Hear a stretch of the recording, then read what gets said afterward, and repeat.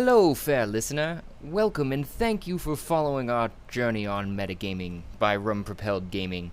Fair warning, sometimes we are not safe for work, and others not safe for real life. Journey forth at your own risk. Now let's dive right back into Tarath through the campaign Alilopolis. Overwhelming. Like, I don't know. Going from, like, pre-pandemic, I could do, like, all the things. And the pandemic came, and, like, I had this whole transition from, like a panic attack almost. Like, I need to be doing all the things, and now I can't do any of the things. And so I, like, wound down to doing none of the things. And now everybody's like, do all the things again. And I'm just like, what? I can't. What do you mean? Like, how is that? I don't. What? Does not work. Like, shut down. So, like, spinning back up to doing all the things is real hard. I agree. Especially on top of which we have just summer fever kicking in, I feel like, because, like, Yeah. there's not only all of the non-pandemic things to do now, but there's all of the activities to do, like, that you really enjoy that are feeling like revitalizing as opposed to the winter activities. Yes. It's getting harder and harder to stay inside and sit in front of my computer all day. Oh yeah. You know where Jess is, Johnny? Yeah, she's getting her papers all in order. Oh. For the session or something else? Yeah, okay. I think so. Getting her will and testament? No, I'm just kidding. Yeah. Don't worry, mine's in place. That's the one that's important.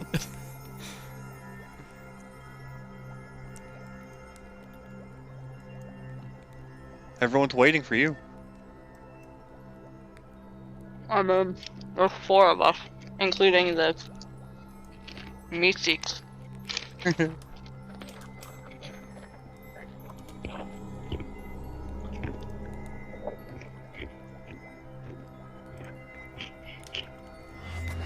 Crunch, crunch. Yeah, I'm sorry. I couldn't. All good. I didn't think it was bad. No, I'm just... Okay. Can you still hear it now? Yeah, a little bit, but it's much softer. Okay. So I can always mute. I should do that probably. No, you're fine. Yeah. Absolutely. It's kind of soothing it as along with the other background music. By the way, shout out to Michael Gelliffy Studios, who makes this background music and has a bunch of different ambient music sound like this too that are just free for use as long as you give him a shout out on YouTube, which is cool. That's what's up. If that's Mage's Tower, will you discover their secrets? Yep. Hello. Hola. Hello. So is anybody else joining us? I think we got everybody, unless the new character from the other stray that I'd referred to as pops on, and they would just get whatever roles available at that point. But I figured of one of 2 things that I could do here, and right now I have it this way, where I don't know if that's what you actually look like, Kat, in regards if you're into Astral yet, but... Yeah, I logged in, but I didn't join the game. It's alright. But I... There you are. Figured this would be in your youth when this would have happened, at least, so you have a younger-looking character and not the chicken rooster form that we're all familiar with. Yes. This is pretty close, because I figured he was just blonde. Hey, look at that. Glad that Astral's on the same page then, because I couldn't find a better representation other than that one that's right next to you, and I know that you can't see anything, Olivia and Johnny, because Cat's on the map only, and I would still have yet to assign roles. But I'm No problem. gonna describe some things and some roles that you can pick from potentially too, to see if you want to play any of them or if you want to. Well, I don't know. Make up your own role and add it into the story, I guess, too, is another option for a quick one-off. That's how that character would be played, too. So, setting the scene. Cat, you just... And what is Cat's full name again? I was trying to look up your notes on it, but I couldn't find where you were typing it all out, and I meant to... I was trying to... I actually had just started typing it out because I wrote everything out by hand, so I need to share that with you. Oh, okay. Yeah, I think you did take pictures of it. That's right. I remembered reading it. I just couldn't remember where I'd seen it to go back and kind of like reference everything. You know? His full name is Cat Holdus. Cat Holdus. Okay. So, I don't know if this is exactly where you were just before, but I'm assuming you were at the orphanage you were saying too? Yeah, so basically like the steps of his life was orphanage, school, and then apprenticeship. Okay. Before then going out on an adventure. So you were probably in school when the event happened, but I'm assuming you were going to school while you were still living in the orphanage, basically. Yeah. Okay. And that's I'm figuring you're at about an age of maybe, I don't know, maybe you're, because you are human, so your early teen years, maybe 12, 13 or so. Yeah, I figured that'd be pretty accurate. I figured I probably didn't become like a wizard's apprentice until maybe like 15 or 16. Yeah. And what that tracks for what I was thinking then too, because what happened is you were at school basically, and I was thinking that you had been just going about your day, and somebody, push comes to shove, and you exhibit traits of magic basically, and one of the teachers or what have you, wherever you're at the time, notices, and you're removed from the incident and kind of held in solitary confinement, not even knowing what's going completely on, until your angry teacher removes you from that solitary to say that you're going to mage school now, and because we can't handle kind like you here, and just walks nice. walks you down to So considerate. walks you They down want you to follow your dreams. walks you down to a beach, and waiting at the beach you see are these silvery discs that are just hovering over the water, and there's like one or two other young children on it. It looks like, well, young, I say teenagers again, around your same age, give or take, that are on the platform, and that could be something that you guys could play, a type of role you guys could play, Johnny and Olivia. But Yep. if you wanted, and otherwise you guys are whisked off on these silver discs across the sea into an island. Samas Island actually is what one of the children on the discs is more knowledgeable, it seems like, about it, and they'd been kind of preparing for this journey, but the other ones are all scared and witless. And you guys all land on a beach right in front of these 5 towers with crenellations and bridges between them and everything. What are those? Those like sky bridges. That's the word I was looking for, connecting them. But it's littered with all sorts of floating objects around the tops of the crenellations too, that you can see as you're nearing the island. And when you land at the base of these towers, you're greeted by a giant personless suit of armor that's standing there. with no body inside. It looks like just standing there waiting. It looks like nothing else. I was like, oh no, is this one of the kids? The other children I get to hang out with? Oh god. That would be terrible, right? But I don't know if you... I didn't get a complete okay from you, Johnny. If you didn't want to play one of the kids' roles, there are some other ones coming up that I'll be able to introduce from here, but I figured I'd let the story play out, and you guys would figure out what to do if you wanted one of those other roles, you know. Otherwise, those are the roles that are available right now. Okay, yeah, I'll just see what comes up. Okay. So, Olivia, did you want to play one of the children, or? Yeah, sure. I'll be a child. Okay. Throw me a name. Clifford. Oh.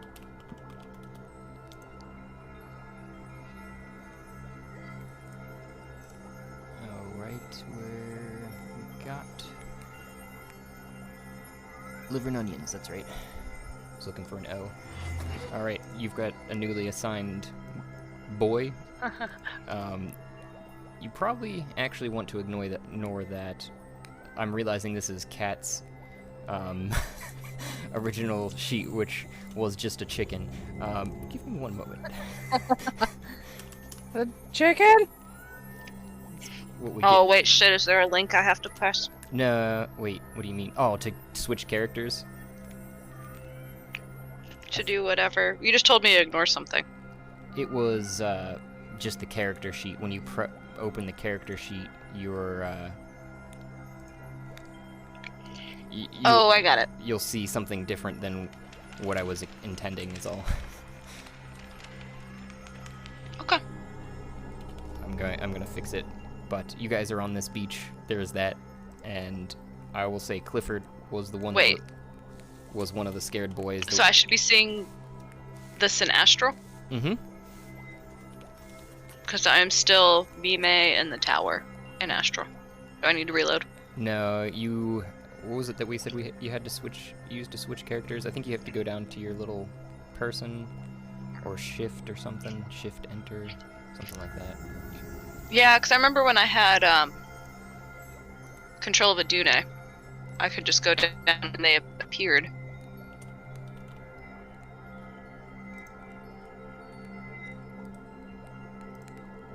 You might have to reload then, because I did just assign it. Okay, I'm gonna close out. I'm gonna just close my entire browser. Okay. The email that I should share this to is Black Onyx Fire. Oh yeah, if you have it in a doc. It's partially in there. I'm getting the rest in as soon as I can. I say. Ha-ha!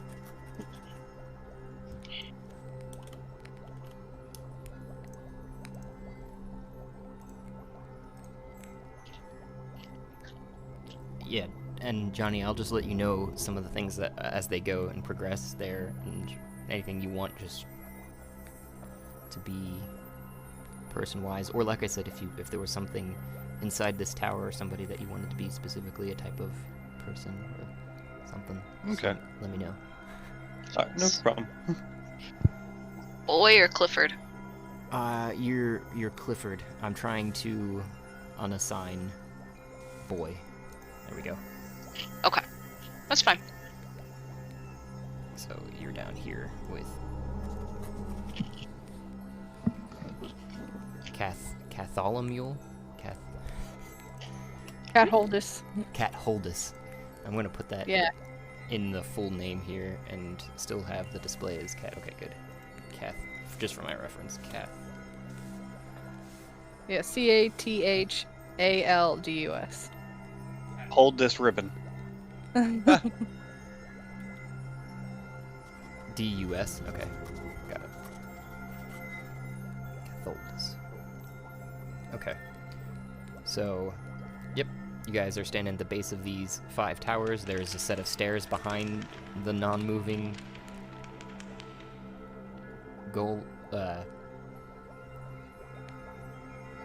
iron empty suit of armor there, and the one boy that did seem to know what he was doing just marched straight up behind the suit of armor up the stairs into the base of the tower. He just fucking did that? Yeah. I'm gonna look to whoever's next to me and I'm gonna say to them, he just fucking did that? This is cool?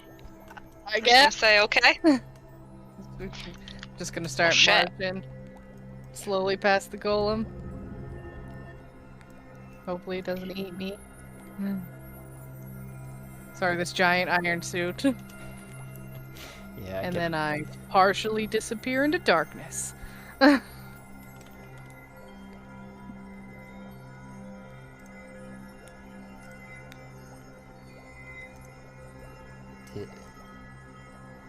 Were you going up? I am waiting for Oh, Astro to load. I got you.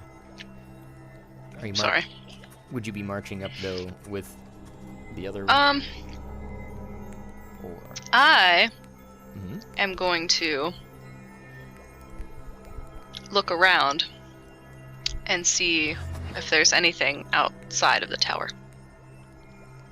You are currently on a sandy beach. The silver discs that you were floating on dropped you off right in the waves, and you guys kind of skittered out of those. They're still going back and forth from the ocean. You're pretty sure that was Some wet. yeah, mildly. Gross. Not like yours, not like soaking, but and your your boots are of some sort of leather, so at least they kept you mostly dry. You've got some splash marks Oh, on okay. your tunic or something. That's awesome.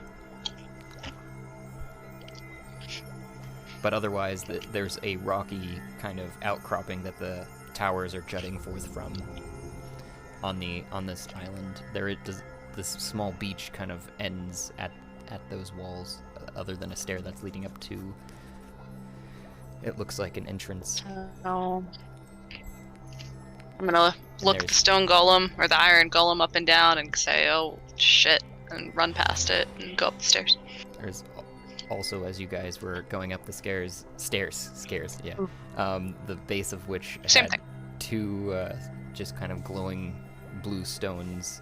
They look to be not crystalline or anything like that. They seem to be the same material as the rest of the cliff face, but they were glowing. But as you go into the first antechamber, there's a sign of first floor.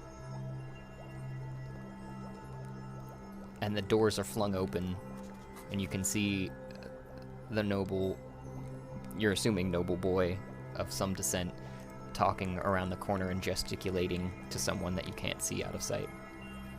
And he's saying, basically, "I've been sent here." Oh, I gotta get a boy voice, come on. "I've been sent here by my father to learn from the tower." Looks like a somewhat kind of over it wizard that's reading a book. He was, it looks like, sitting next to the water fountain, but he'd stood up to talk to the boy, it looks like. And has closed his book with a thumb in it, where he was reading. And he just responds, "And what noble family did you come from again, boy?" "It was the House of Ficaris." "Well, that's unfortunate. What is your name?" What is this?" "It's a tower of learning. Did you not hear? Or were your parents just that dumb?" And he just kind of stomps off. "I'm going to go find someone who's important in charge here." And just keeps stomping off. It seems like off towards Little another Karen in the making. Ken. I can. door. And the high elf that seems to be the wizard standing there looks over his shoulder at the boy and kind of shrugs. "His death warrant." And he walks up to you guys, and you guys, "Hello. Welcome to the Mage Towers of Conjuration. Hello. One of my teachers from school sent me here. Oh, must be showing some propensities for magics then. I think so, because something happened when another boy was trying to bully me.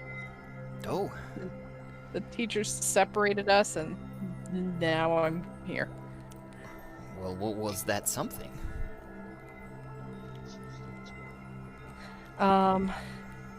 It was that teleportation spell, right? That Is that what we said it was? you haven't found yet. I did forget to say one thing. You have access basically to only your first level spells as of right now in this flashback, you know, and your cantrips are the only things that you can kind of do on, like, you know, you'd been practicing them kind of off to the side probably, but that was the first time that it had been exhibited to everyone. It's basically how I was going to play the power part.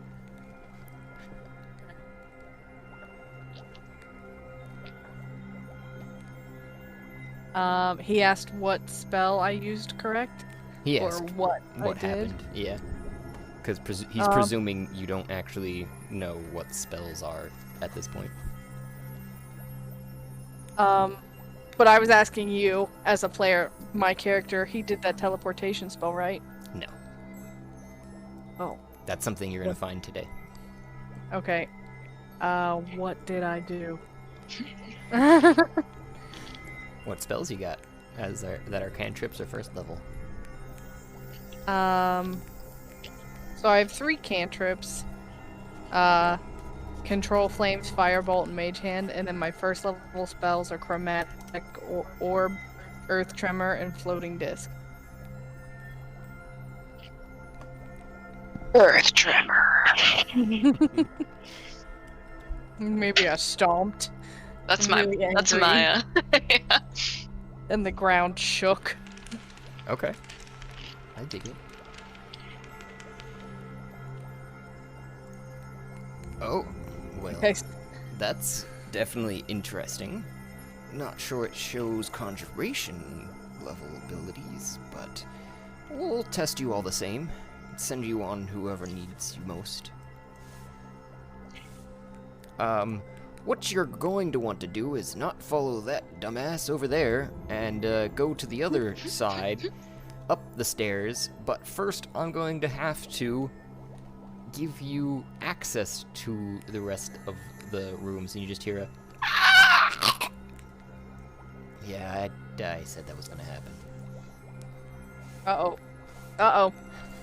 As he Good riddance. and he kind of just reaches his hand out towards both of you in a asking gesture, it looks like, to put your hand or something in his, almost in a handshake. I hesitate for a second, but then I take his hand. And he shakes your hand, and you see vines kind of wrap out from his hand and go onto yours and grow around in a bracelet on your hand that glows with the same blue light that was at the base of the tower in a couple different locations on it. Looks like almost like berries are hanging off of it. That should get you to the testing chambers on the 5th floor, and probably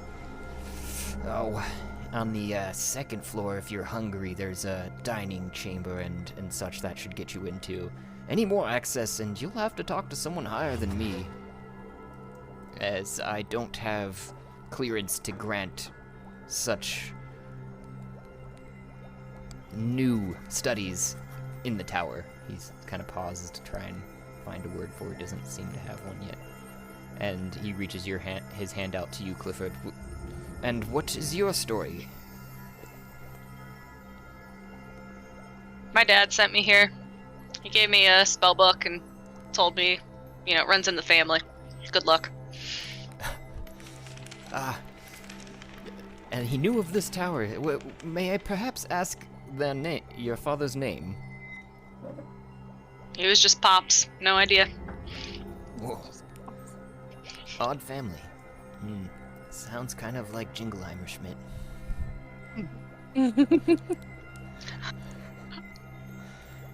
Well, and your first name? Clifford. He reaches out your hand. Well, welcome, Clifford. Clifford, does one of those, like when you see a friend across the way and you're like, okay, we're gonna do an epic high five. And Clifford just like, as like firmly and strongly as they can, just grabs his hand.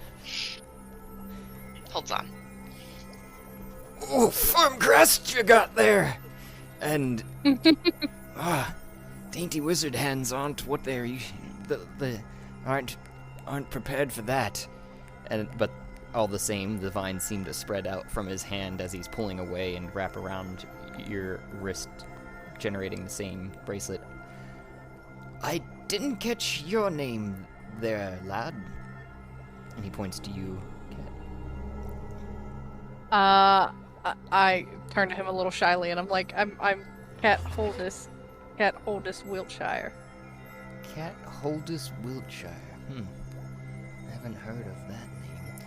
Nonetheless, I'll pass on these names to some of the wizards on the second floor to keep an eye out. And he opens the book back up, and he kind of looks up and whispers, it looks like, and there's kind of a blue puff of smoke that travels through the floor, and he goes back to his book as he sits down at the water fountain. Wait, I have a question. Oh, I have yes, 2 questions. Yes, Clifford. So, you got a name? Oh, sorry, excuse me, my rudeness here. I was pretty engrossed in this book. My name would be Zar.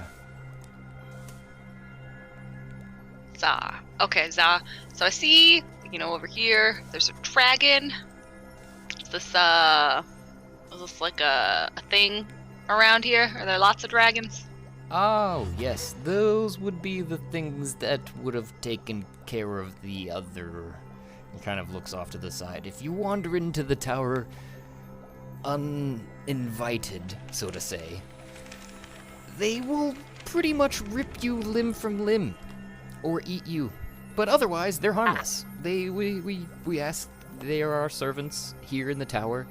You might get your own one day if you become high enough in our ranks. Kind of winks. Okay. Some good motivation. Alright. Let's go get some chow. Hey, Cat. Yes, food does sound good. Thanks, Zar.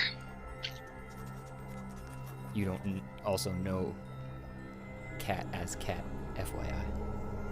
Well, okay, Cat. Sorry, I keep wanting to call you Cat Holden. Is that right? Cat Holdus. Cat I can't. Cat Holdus, that's a lot for me. Is it okay? Is it okay if I just call you Cat? Yeah, that's totally fine. Awesome. You wanna go get some chow?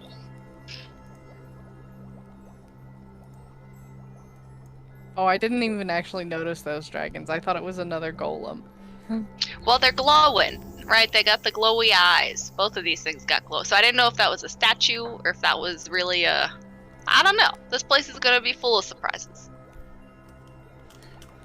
Pops was full of surprises and full of shit, but I don't think they'd have a tower full of shit, so we'll see. Let's hope not. It would probably smell really bad here if they did.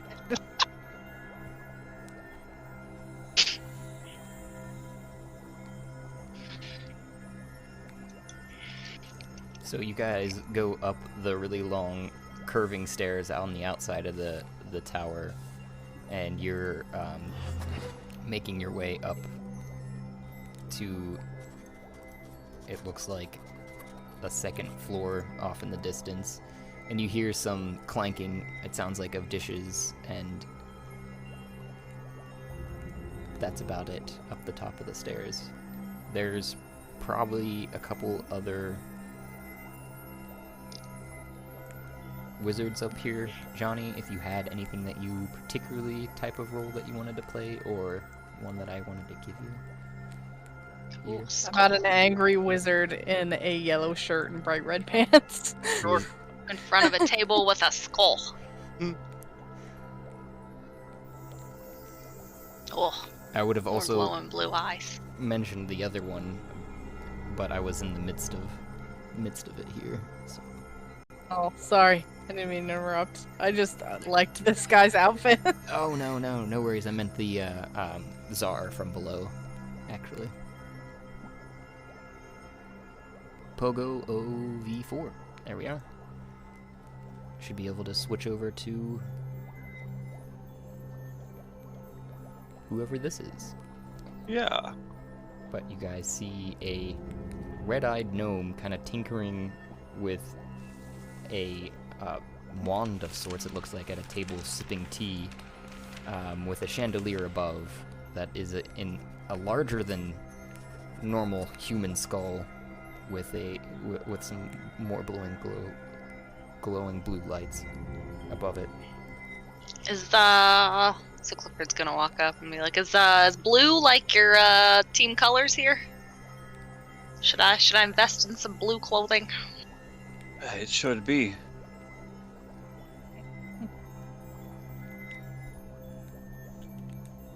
So, hi, mister. Sorry, didn't mean to interrupt. We're looking for some food. You got a chow hall on this floor? Yeah, there should be one right around the corner. They'll be able to help you out. Greatly appreciated. Thanks you. Yeah.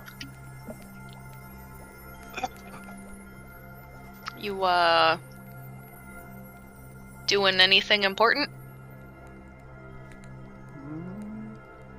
I have a blue stick. I'm trying to figure out how to make it work. Oh, okay. Okay. You sound so high right now.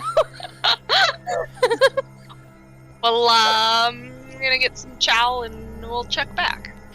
Alright, I'll be here. Blue. I'm gonna assume it's through this door. It looks like it. I mean, he clicked in here, but there wasn't a door to go in there. There's a door down here. Ah! And you Another guys wizard.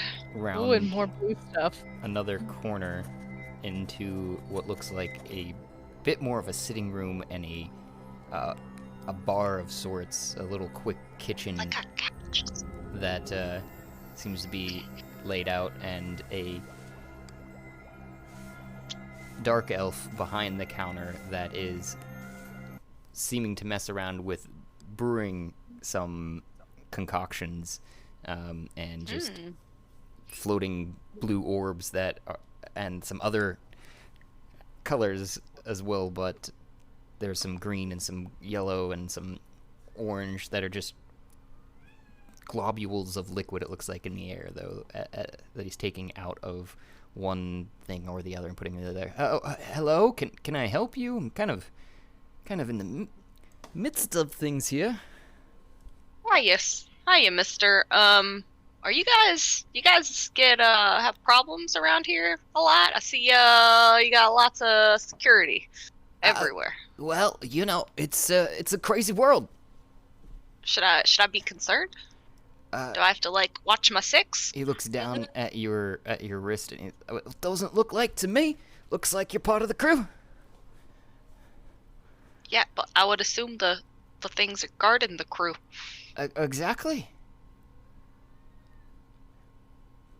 Oh, okay, cool. We came here because they said there was food. Yes. I'm just looking for some chow. Well, the cook's away. He kind of looks down at a book that he was reading under the counter. But I got a couple drinks for you to try if you're interested. Are they any good? You're pretty good. I've been working on them. What kind of drinks are we talking about? Oh, don't worry. They're children safe, I think. Oh, boo. And my pops was rolling to drinks. They seem to work out for him. I look over at Clifford and I'm like, your pops let you drink? They never Yeah, let what us else was there to drink. do? We worked all the time. Looks like you got some catching up to do there, cat. We're gonna learn today. Or I guess so. Can I have one of those drinks then? Slightly excited because I'm hoping it is more adult than he said it is.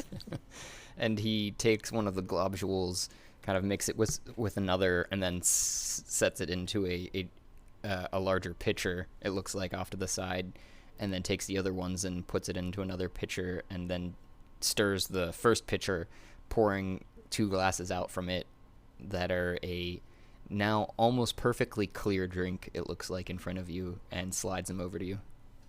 Yeah, Clifford just like leans on the bar, like one elbow, like propping his like hand under his chin, propped with his hand, right, elbow leaning across, and just winks at the wizard 3, the bartender, if you will. I'm gonna sit in one of the chairs, and then I don't really like slouch, but I do kind of like sit without trying to take up as much space as possible. And I reach for one of the drinks.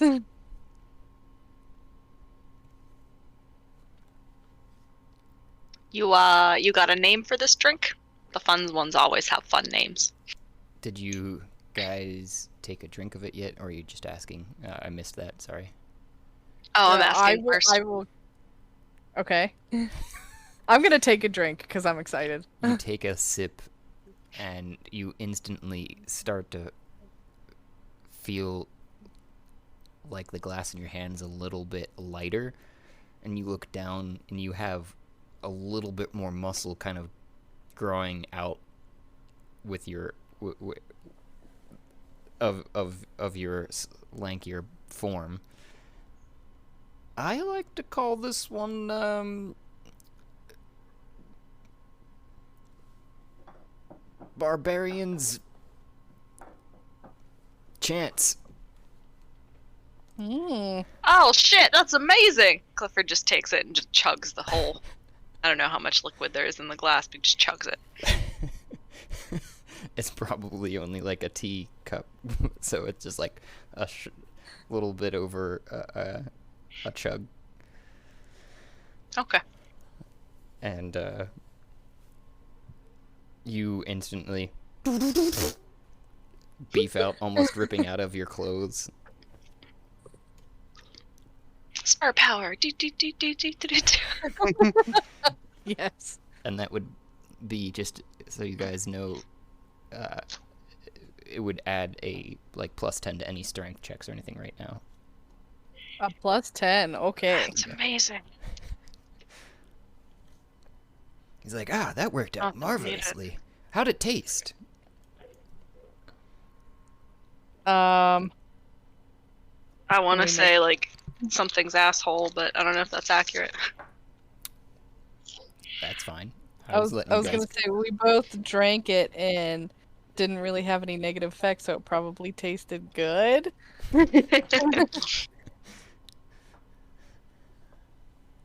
Tasted like thick water. Huh.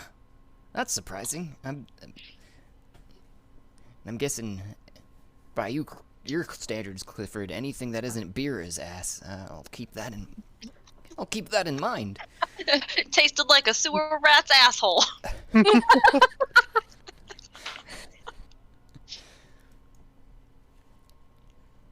And that they have experience with eating or drinking.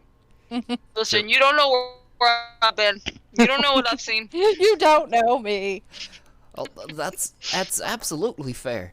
Well, you said you wanted some food too, and he's now not juggling the liquid spheres, so he kind of goes over to what looks like a cabinet, swings it open, pulls out 2 loaves of bread, then looks back, and then puts 1 loaf back and cuts takes the first one out and cuts it into 3s, hands you guys each a third, and starts munching on one himself. Thank you very much. Although I do want to remind you, I'm a growing boy. I need my sustenance. But I will take this. I'm not complaining. This is not a complaint. Thank you very much. I very happily take the bread and just immediately start eating. Yeah. Just like real aggressively. Yeah, Clifford just like giant chunks, just like ripping it.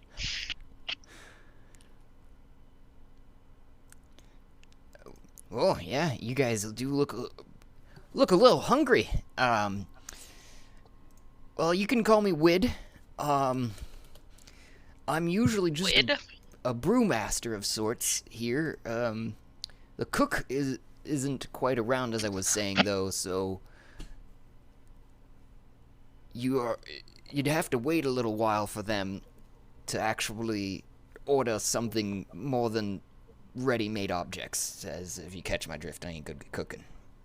Oh, well, you know what they say. Beer is liquid bread. But, so we appreciate your talents. I appreciate the bread. Thank you very much. I will wait.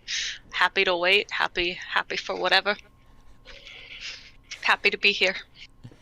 After finishing my bread, I turn to Clifford and I'm like, should we go to the 5th floor? We were supposed to talk to somebody up there. Oh, are you guys not yet tested? No. It's been a long day. We were hungry. Oh, I understand. Yeah, we flew across the ocean on a disc. It's crazy.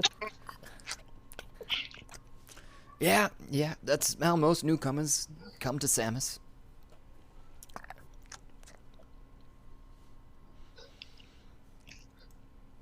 Okay, Wid. Is there a shortcut to get into the 5th level? Yeah, but you don't have access to it. This is part of your test. You can make it up 5 flights of stairs. That part of the test is making it up 5 flights of stairs. Yeah, it seems Can like I make it up 5 flights? Do you hear this guy? Can I make it up 5 flights of stairs? Don't you just walk upstairs? What's wrong with these stairs? nothing that I know of, he says, and he looks over to the side. But if the stairs do seem to be a bit of a hard task, and you say you are tired on your journeys, I, besides being a brewmaster of this level, can lead you to the quartermaster. That I believe he's still sitting at the dining table. He had some weird glowing stick he was messing with.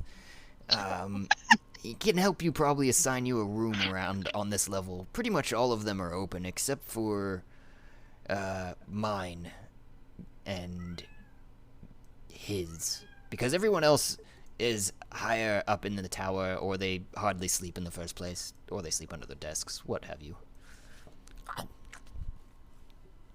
Well, sounds like it's gonna be a shitty time, Cat. We better, no sleep. Yeah, should we try to get up the stairs, or should we go find a room and take a nap and then go up the stairs? They might not like that. I don't know. We should probably do what we're supposed to do. Okay. Is this floating Where- thing like above the ground, or is it near the ceiling? I have an urge to poke it. It is directly above the ground, actually. It is not above your reach. That's dangerous. I'm gonna slowly attempt to poke it. And the crystalline, this one is crystalline blue, what's a, yeah, it'd be a dodecagon, right? It's a 20-sided. Mm-hmm. And it just kind of sits there and rotates in the air freely as you poked it. And Wid doesn't seem to give a whit. This thing is cool. I attempt to grab it with both hands. It feels as if it's resisting. I mean, are you trying to like pick it up towards you? Yeah. Roll strength check with that plus Ah, one. plus 10! Strength checks. Roll. 23! Nice. Hell yeah. And you dislodge it from its position, actually holding it there, and the light sort of flickers and then goes out, and the whole room goes dim, and Wid goes, "Oi, that is a lot stronger than I thought it was. Ah, that worked out. You know, you should probably put that back if you want some light in here." I put it back really quickly. Kind of scared, like, oh shit. It flickers and then comes back on, lighting the room again. Most things around here kind of work in tandem with the tower. It's an odd place. Guess that's part of all the magics. Alright, I'm gonna go around this and try to open this door. Is that where the stairs are, Wid? Is that where we need to go? I was looking elsewhere. Nope. I was looking elsewhere. Apologize. Where were you pointing off to?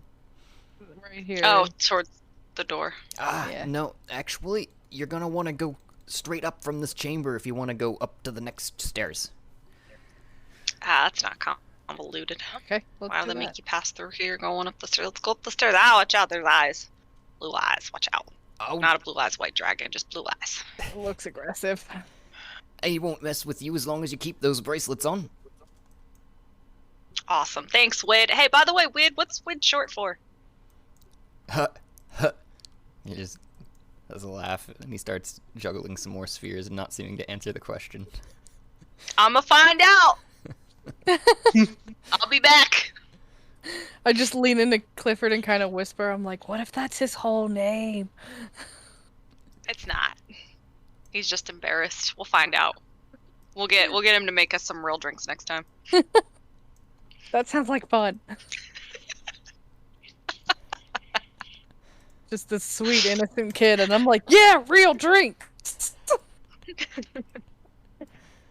gotta be something worthwhile around here. He knows more than he's letting on. Ahead, there are 2 more boys' rolls, FYI. Johnny, other than the character you just played, there was that bartender that I just played, and there's some other mysterious wizard characters still. I guess we did just kind of like, oh, he gave us another chance to interact with your character, and we were like, no, fuck him! That's fine. Oops. He'll come back around to the blue stick. Everyone's curious about the blue stick.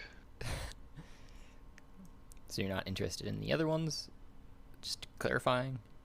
Yeah, You want to play multiple characters?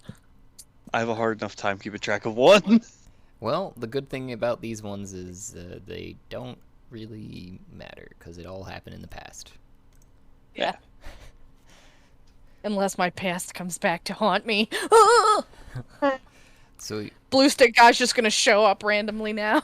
Have you guys ever heard of this shit called MSG? Bruh. It will change your days. never need to sleep again. Everything will be a blue stick. Oh my, his dream.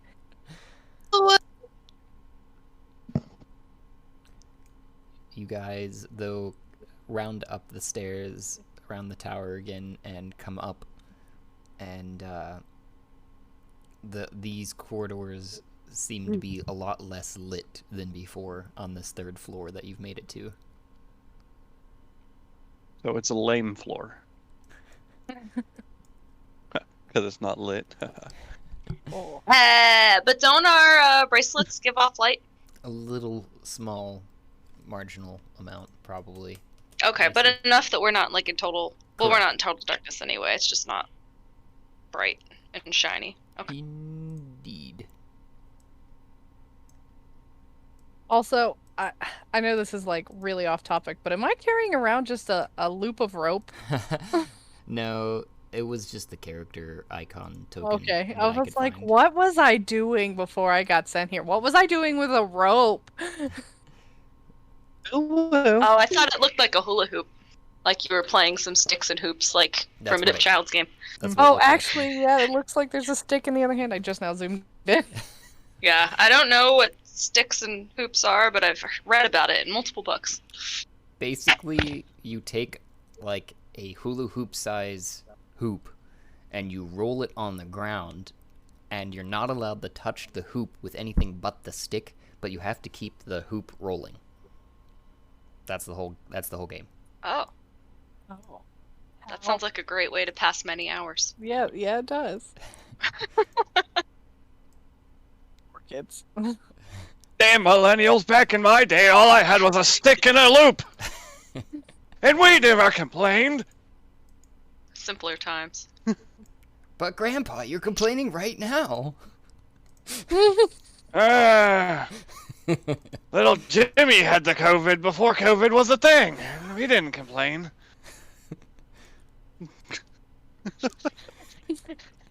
God damn it, little Jimmy. Oh, So you make hey you! make it around a corner after coming up the stairs, and then wrapping around, you see some other smaller doors that lead to some empty bed chambers, Clifford, and there are two boys in a long hallway who both turn to you. One's farther off, though. The one closest to you on the corner turns around and says, "Oh, thank the heavens, somebody else is here." Have I seen you before? I know. Something about you's very familiar. Ha ha. We've seen the same tailor, it appears. Looks down at the matching tunics. Good taste. Good taste. I, mate, a bit lost. Well, we just got here, so, oh, there's another statue, dude, with the glowing eyes. That's a good sign. We usually have to walk past them. Yeah. About that, you can't rightly so walk around them. Let me try. Oh, that's not what I meant to do. And you walk straight in front of it, which it seems to be not even needing to spread its arms, but they're down directly to its side, and it's filling the passageway in front of you, unmoving. We can't get up. Another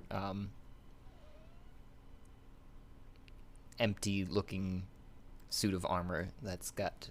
This one's got glowing blue eyes. Well, the eyes aren't there, it's just eye sockets that are glowing blue.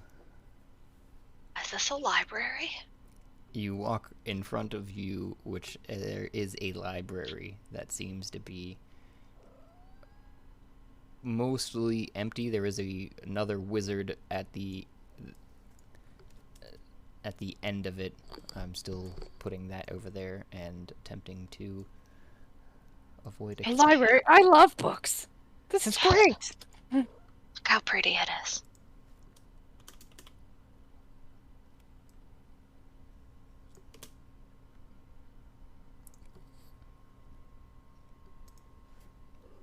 And the books stack up from the floor to the ceiling in this place, with a 12-foot ceiling. I could just live here. So many. Are a few tables sparred around with little lamps and books strewn about on those with chairs too. Just a little nook inside the whole thing. I mean, hey, Cat, we could just stay here. And at the Seems like a good place. far end of in the corner, they've looked up from their book, but they kind of humph and go back to reading, but as a pointed hat, white bearded figure. Hey, yo, mister. Do you know how we get up to the next floor? He turns to you. Not sure if that's something you want to do, Johnny, or not. I'm leaving things open like this so that anytime you want, just let me know. Like I said, any of these people you can be before I start being them. How much detail can we see of the person across the library? Like I'd said, wide-brimmed hat, pointy hat with a robes, and reading a book with a long white beard. Got a staff leaning up against the table next to them too.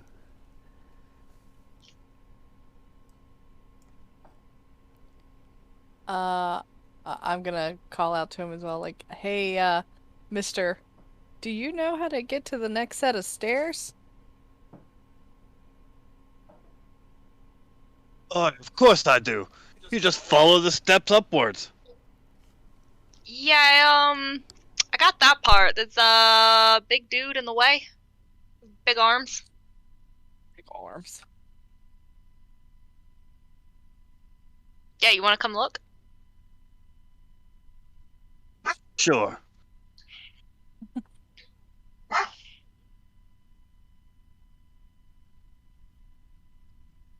Oh, that guy. Oh, you just touch him with a blue stick and he'll move. A blue stick, you say? Aye. So They're like this blue the shit key. on my wrist, it won't work. Worth a shot? Okay, fair enough. I'm very Thank you very skeptical. much, Mister. Sorry Aye. for interrupting your book. Getting to 49th shade of gray and then you interrupted. I'll try not to interrupt again. Thank you very much. Alright, so we're gonna come out into the hallway. Bella. Bella. No. Hey! Okay. Look at me. So I'm gonna walk up to the big statue thing, and first off I'm gonna try to just like duck under the arm and get past it, get up the stairs. And when you do that, you just get nearly your nose clipped off as its arm slaps its arm down to its side, not allowing you past, basically. What? Good thing I'm fast. Alright, Clifford looks over to Kat and just kind of shrugs. So what do you think? Should we go back to that gnome and ask for his stick? Or you maybe... could try your bracelet thing. We just did. Oh. No, I didn't. Oh. I just tried to run past it. You wanna try the bracelet? Sure, I'm gonna reach out my hand with the bracelet on it very slow and tentatively towards, I guess, like the chest area of this statue creature. And the glow from its eyes intensifies and it looks down at you. And then the head kind of nods, but it does not move. Okay, so it doesn't see us as an enemy, which is good, because I think that thing could clobber us, but it's not letting us pass. Okay, we can go try to either get the stick, or we could get the dude and the stick. Either way. We just gotta get the stick here. Okay. Back Okay, let's down try. the stairs. Hey, yo, well-dressed boys. Did you try to get past the big dude with the blue eyes? Yeah, it didn't really let us pass. We were just gonna... We talked to the old guy over there, and... he's supposed to be kind of like the well, I guess headmaster or some sort, however you want to think of that role. And, well, he said he's gonna make us wait until he finishes his book to deal with us, personally. And, well, beyond that, we're just gonna wait in his office. Office? Where's his office? Oh, right here. And they wander in and sit down in a semicircular office with chairs and an arc in front of the desk.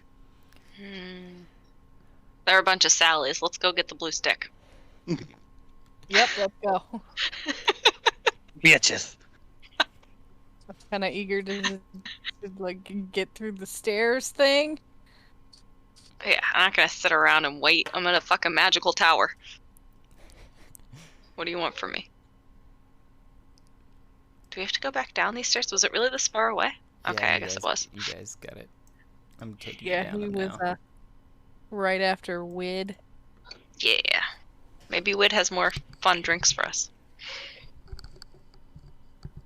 And as you guys are making it down to the bottom of the stairs, you feel your strength from before to kind of puttering out. Damn Oh, it! no. Should have beat those kids up when we had the chance. We should have tried punching the statue. I don't know if Right you're in the that dang strong. dang. But we need to build up our street cred, Cat. That's how this works. You gotta prove to all the other bitches that you're the head bitch. Yes. Head Gotta- bitch is needed. Gotta get respect. How this works. We're in an all-boys school, apparently, so, Yep. gotta watch your back. Haven't seen one lady yet. Nope. Don't drop the soap. I mean, Are you guys talking about that when you walk up to, Yep. Oh, no. to the... no, that was out of character, because I was just thinking, I was like, that kind of might explain, like, one aspect of Kat's personality. Sure, sure. No, I just like while we're walking down the hallway, but definitely not as we approach this dude. So I'm gonna walk across the table, stand over here. I thought you meant, like, get on top of it and walk across it, sorry. I mean, not yet, Mister. but I'm gonna be across the table from him. Yeah, I'm just gonna walk up to this guy and be like, hey, mister. I knew you'd come back.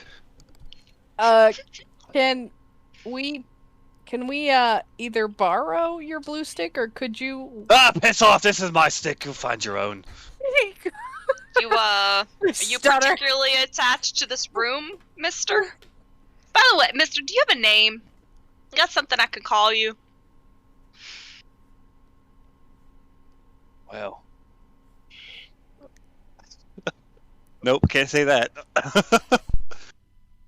I just looked around and I looked at a raccoon figure on my desk and I was like, they call me Coon. I was like, that's a bit much.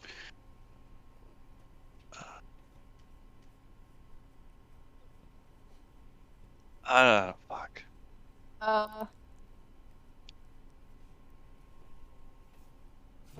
They call me Theodore. I don't know. Theodore's good. Theodore. Because That's I'm great. so adorable. I can Theodore see the where they adorable. get it. I can see where they got that. I can see why that's a popular thing for you. Okay, so if you won't part with the blue stick, that's fine. I'm not trying to take your blue stick. I get it. Okay. I got my own thing with my own stuff. I get it. You don't want to be separated. Can we maybe entice you to take a walk with us? I have a question. What have you found out about your stick? Have you figured anything out about it? I found out that it tastes like raspberries. That's a very important quality in a stick. You You want want to find out? Not real. Oh, I didn't eat, but I don't think that's gonna be particularly nourishing. But you want to see what it does to one of these big armored blue-eyed things? Do they have a name? Like, would I know what they're called? Yeah, What are they called? sentinels. Sentinels. Oh, you mean the sentinels? Oh, sure. Yeah, that's what they're called. Those stiff squares. Yeah, let's Yeah, go. but not this one. Not this one here. It won't work on him. Right? He's not the right one. There's one I found. It's weird. It's a weird sentinel, and I think maybe the blue stick might do something to it. No, this one here. This is Jojo. He's my friend. Jojo. Nice to meet you, Jojo. Yeah, Clifford pats Jojo. Says, "Hi, Jojo. Nice to make your acquaintance. There is I'll be back. We'll be friends." no response. It's okay. Jojo remembers. He's such a talker. Meanwhile, you're watching with, kind of, remixing some of the jugs that he'd been mixing up before. He's like, you guys are awfully, energetic for someone who just got here. Oh, hey, Theodore. While I'm here, you I got that good drink for me real quick. Oh, wait a second. And he reaches under the counter. All of the blobs drop to the ground in disinterest, and he pulls out a dark brown liquid that he sets on the counter. Is this what you mean, right? Boy. And he takes a couple glasses from under and sets it on the counter for him and you, and he pours out, measures with 2 fingers to each one, and picks it up his glass. Clifford's gonna shuffle over and be like, you know what? I'm a fan of the good too, you know. Oh, yes. This, I think this is gonna be a little too rough for your liking there, child. Someone who wouldn't even lick the sticks, you can't handle this.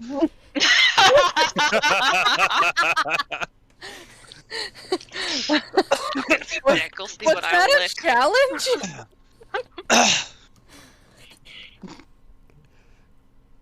Yeah, you do have a constitution if you could roll that for me there, Theodore. All right. Wids.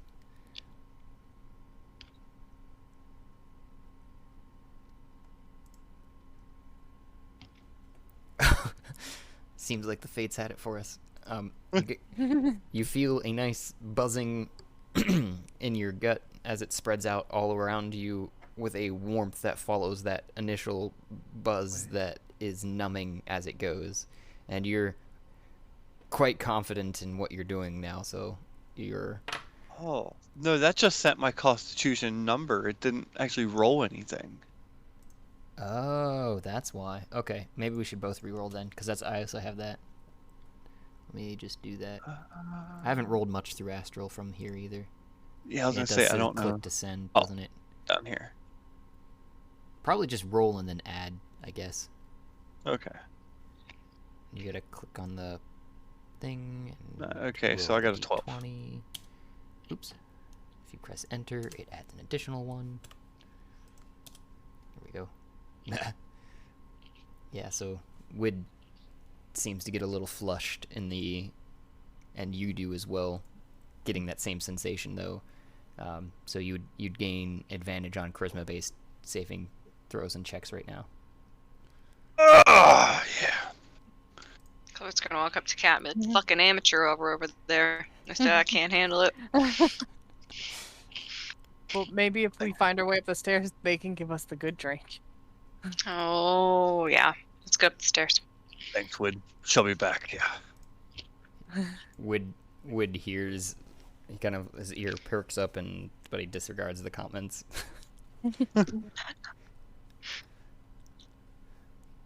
All right, back up the stairs. Yeah. It's not this one either. This blue-eyed No. guy. This is not the droid you're looking for. We're gonna keep No. going. No, this one here's There's June. one.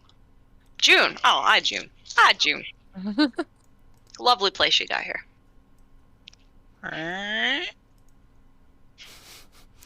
The head turns as you walk by it, but nothing else. They take a lot of compliments. Okay. Okay. Guys make it back up the stairs again into the dimly lit corridors of the 3rd floor.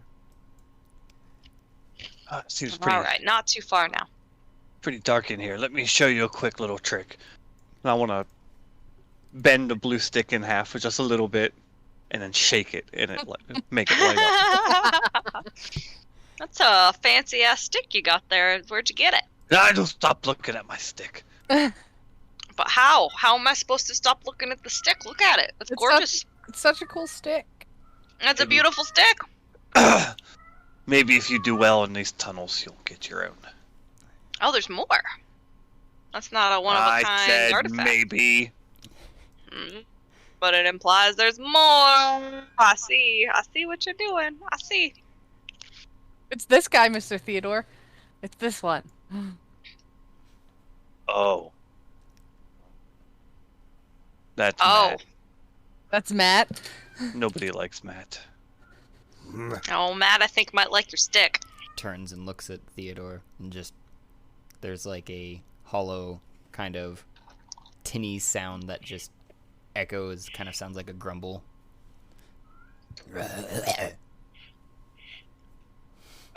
Bonk him on the head with the stick.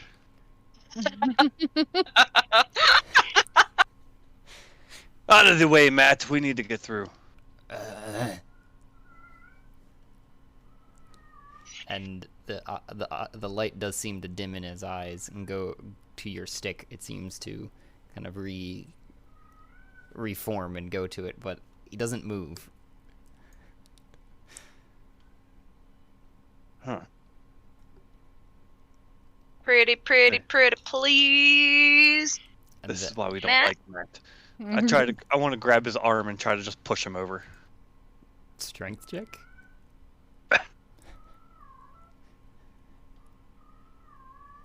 So roll See here. Oh, a d20 and then add the modifier. Ooh, 10. wow. 5. Oh, okay. I have a minus Strength's one. a -1. Yeah, I got it now. So That's what Mime says. So you grab the arm and it doesn't seem to move at all. Even a slightest budge doesn't happen, but you're starting to make a little bit of a noise with the rattling of the armor, and you hear a slamming sound, and the bearded wizard comes back out of the entrance of the small nook library and goes, "It's all the racket!" It beat them Matt again. He won't move. Ah, well, I see. They do have a will of their own, you know. I forgot about those. You I mean, of course. But why don't you explain it to our new guys? Well, it seems someone has pissed Matt off, and he walks up and kind of strokes Matt's chest, or pats it rather, not strokes. It's like, it's okay, Matt. We can let them pass for now, but if they come back down without going through the test, you can eat them. And it seems to the eyes light up a little bit brighter, and he steps immediately to the side. Whoa! But accept me. I've passed the test. Are you gonna bother me gee. when I finish this last chapter? Thank you again. Sorry, sorry, Mister, again for bothering your book, but thank you for helping us. Yeah, thanks. Do you have a name? I tell you what, Theodore, you'll be fine if as long as you escort these freaking children back up to the top of the tower. Yeah, no problem. Yeah, you can call me the headmaster for now. If you make it through the test alive, then we'll have words. And he walks off down towards his office. Thank you. So Clifford's gonna walk up to Kat and just elbow him and be like, "Lucky break for us, huh? Let's Right? get to the top of the fucking tower." Let's do this. yeah, see it. Told you, Matt's a dick. Right, you are, Mr. Wand Holder. Yep. Good job, Mr. Theodore. That was so helpful. Thank you. Yeah, see, at least this one remembers my name. Names are hard. Okay, just a kid. What do you want? Names be hard. You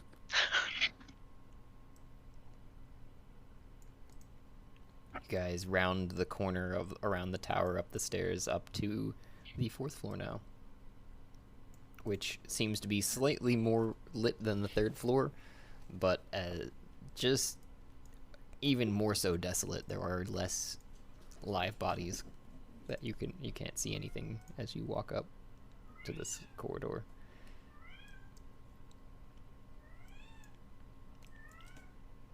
What? Is that a lightsaber? What the fuck is happening here?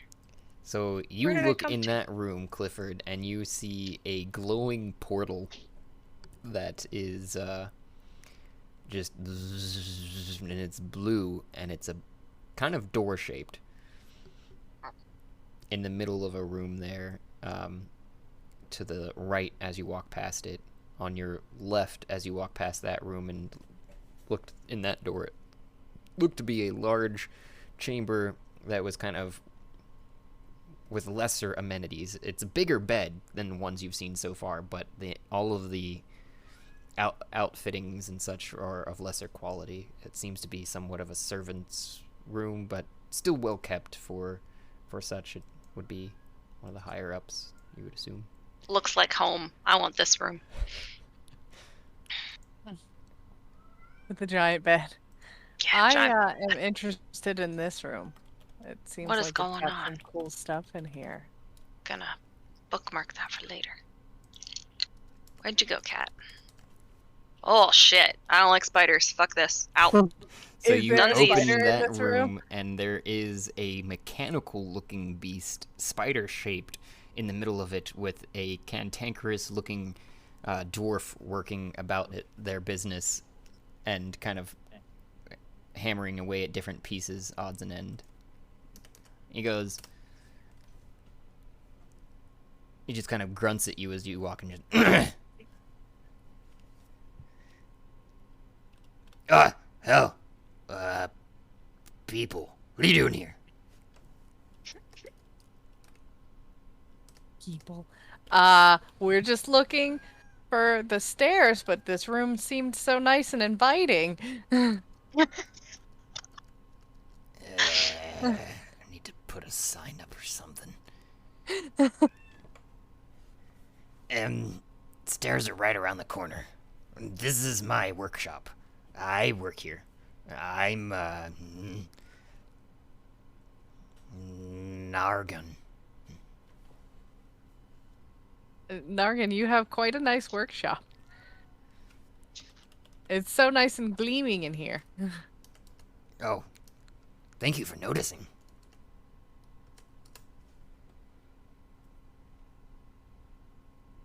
So I take it he'd probably be pretty upset if I start to touch anything. It does seem What? well maintained, other than his own disarray. Everything else, there is not a speck of dust on anything. I want to ask him, I'm like, hey, do you know how to make a blue glowing stick? It might stick. You're allowed to keep your stick. I was just asking if he knew about making sticks. Damn right. Theodore, Look. as you look in, you see Nargan there, and you know that he had been the one to supply you with said stick. Oh. Nargan, you old coot, how you been? Aye. Theodore, pretty good. What are you doing up here? It's, helping these kids through here. I don't know why. Cause you were told to. The stick told me it would be a good idea. Man, he's really obsessed with that stick. Yeah, that's that. I should have warned you. That stick is got a little bit of MSG in it. Might be why you like it a little bit. It's got a little bit of how's the correct terminology on that one? Addictive characteristics. I don't have an addictive personality. Stop looking at my stick! I jump away from Cat because I thought he was looking at my stick. I'm gonna back away a little bit. Like it's your stick. It's always gonna be your stick. Hey, kids, you got a minute over here? He's looking kind of warily at Theodore. There's a smaller thing than my burly hands can reach in this little device over here. He's kind of gesturing at the desk. There's like, you can't. I even... just wander over all nice and politely, trying. I'm like, where do we go? Clifford's like peeking in from the hallway because he still just really does not like the spider. Yeah. Yeah, just right here, and he's pointing on the desk, and he kind of leans over so no one else can see. There isn't really anything there, so you kind of just grab a whatever, like a, it looks like a quill that's on the table. Yep. You should watch out for that Theodore, he says under his breath. He's a little mad. I'm not I sure if kinda you like- guys would hear that, but you can roll perceptions if you want. Roll perspective. Perspective. Roll perception. I kind of like glance over my shoulder at Theodore, trying to be like sly about it, and I'm like, okay, I'll keep an eye on him. Like visibly more scared now. I just rolled a d20 and it gave me a 23. You rolled 2 d20s, that's why. Oh, oops. Let's try again. There we go. And then add your perception modifier. I still got an 18. Very nice. I would say... Perception modifier. Wait a sec. That was just the d20. I gotta look up my perception. If you go down to the chat too, by the way, Hamilton. Yeah, that's why it's coming up. I was using the chat. Oh, you mean to change my name? Yeah, you can do that. I was going to let you know if you didn't know that you can Wait. change that My little passive header. perception's 11? Okay, well... That seems about right. A passive perception wouldn't apply in this particular case, though. You're looking for your Oh, okay. perception modifier, which is next to your... On this character sheet, it's a good bit different than D&D Beyond, which I'm sure you're used to. Wisdom... Yes, I see it. No. Wait, Plus I lied. 1. It's +1, it looks like, so Yes. you'd have 19. So I got a 19. And you kind of caught the gist. It looks like the dwarf is trying to be kind of kindly to your friend, and they've relayed a message, but you couldn't hear what it was. And Theodore, you're kind of just like, stick. Tastes like raspberries. Are you, like, licking the stick too, then? When I think no one's looking, I do. Okay. Okay, I'm gonna thank Nargon for his tip, and I'll be like, "Thank you, Mr. Nargon. I will keep an eye out on him." And then I kind of just put the quill back down, and then walk back. To the door. thank you kindly, small child. I didn't catch your name. Cat Holdus. My name's Cat Holdus. Pleasure to meet you, Cat Holdus, and thank you again for your help. If you need some sort of assistance on any sort of crafting, I'm your guy. Pythagoras in the other chamber, though, he's working on some weird experiments, too. He's the only other one on this level. I wouldn't, I don't know if I'd buy into his cockamamie bullshit about the fucking world being round, though. But he's here. All right, thank you. I walk back, to my friend Clifford, and I like whisper to him as quietly as I can. Be careful, Theodore likes that stick. That's just how I relay it. What an astute observation. Oh, and he said there's somebody else on this floor.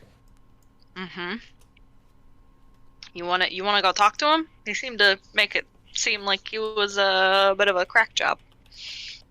I mean, should we talk to him? Do we just continue up the stairs? It's kind of interesting to meet these people. But if I stranger. guess it may help. Hey Theodore. Hey Theodore. No, yeah. You coming? We're gonna go this way now. I don't know. Do you know what's over this way? I don't know what's over this way. We're just exploring. Call me Dora. More people and stuff. Wait, I gotta go back a second. I didn't More doors. spell this guy's name right. Okay, Do you... I did spell it right. Never mind. Oh, Not Alfred oh in shit! this particular Think case, I found him.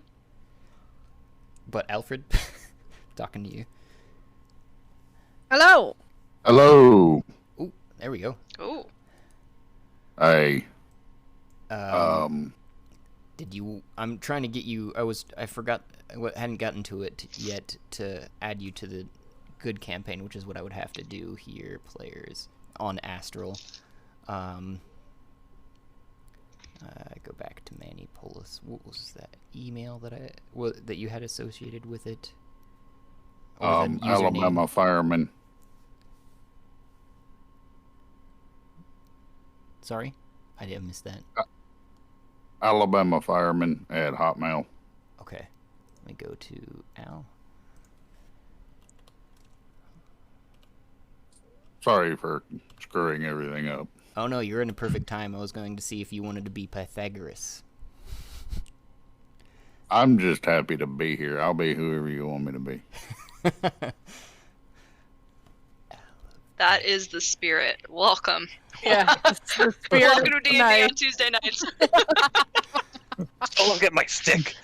Don't look at his stick, for God's sake. But it's such a pretty stick. Wait, should I should say for Aliopolis' sake, do not look at his stick. Wait, in this, like, era of my childhood, would I be aware of Aliopolis? Is he, like, an openly talked about god? He is a lesser known one, so I don't think so. Darn it. I'm not finding the email that I need to. No worries, Josh. Take your time. I'd seen your username too, as just Shadow. That wasn't the only thing. Let me see if I can find a Alabama fireman, but I didn't know at Hotmail you'd said. Let me see if that comes up. Yes. Alabama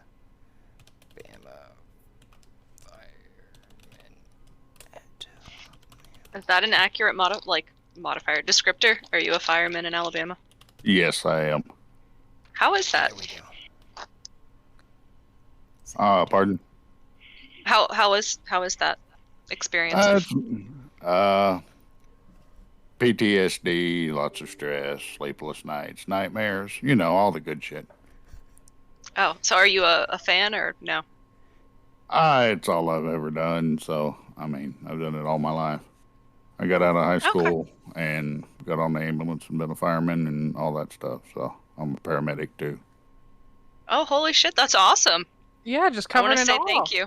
Yeah. Yeah, that's like I tried very, my hand. very I tried my hand at a deputy for a few years and decided, no, I'll kill somebody. responsibilities for the birds. Yes. Yes. So you. I just like that. Go ahead. I was just going to say, if you want to check your email, or it might show up on Astrola's too if you log in there. But I had invited you to Alalopolis now as well, as what the campaign we're playing. Hang on. Yep. Notifications. There we go. Yep, here it is. Join the party. Hell yeah, I'll be on the party. Mm-hmm. Beer and shots all around.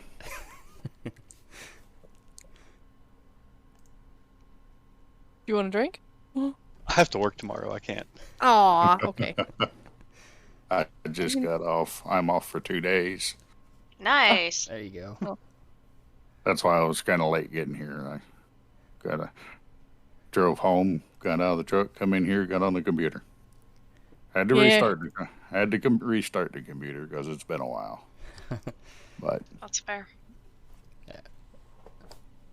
yeah, I'm a forever DM, so any chance I get to play, I'm in. I Right, it's understand. nice. Let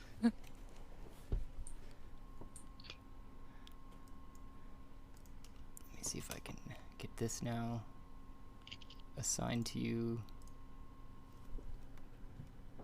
There it is. Should just get you a assigned character.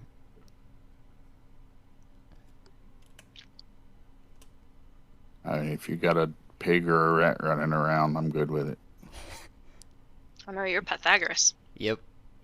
Pythagoras. Yeah. So currently, you're a wizard in a tower, and you're the only one that believes the world is round, and you're currently on the maps trying to prove this with math. Is what you're doing. inside of this room. But no one else, Hell yeah. no one else believes you. And that's what you're doing right now. When two small children walk in, followed by, a slightly less than stable acolyte that is in the tower with you, but you don't talk too much, called Theodore. We don't talk to Theodore much. It makes sense why he was sent to chaperone us. Just ignore the plants along the wall. Just look at the flowers. Don't mind me. Don't mind me. So I guess I'm gonna walk in, and since Nargan told me his name, I'll be like, "Are you Pythagoras?" And that would be the little blonde-haired boy. Hi. Who's asking? Me, Cat Holdus.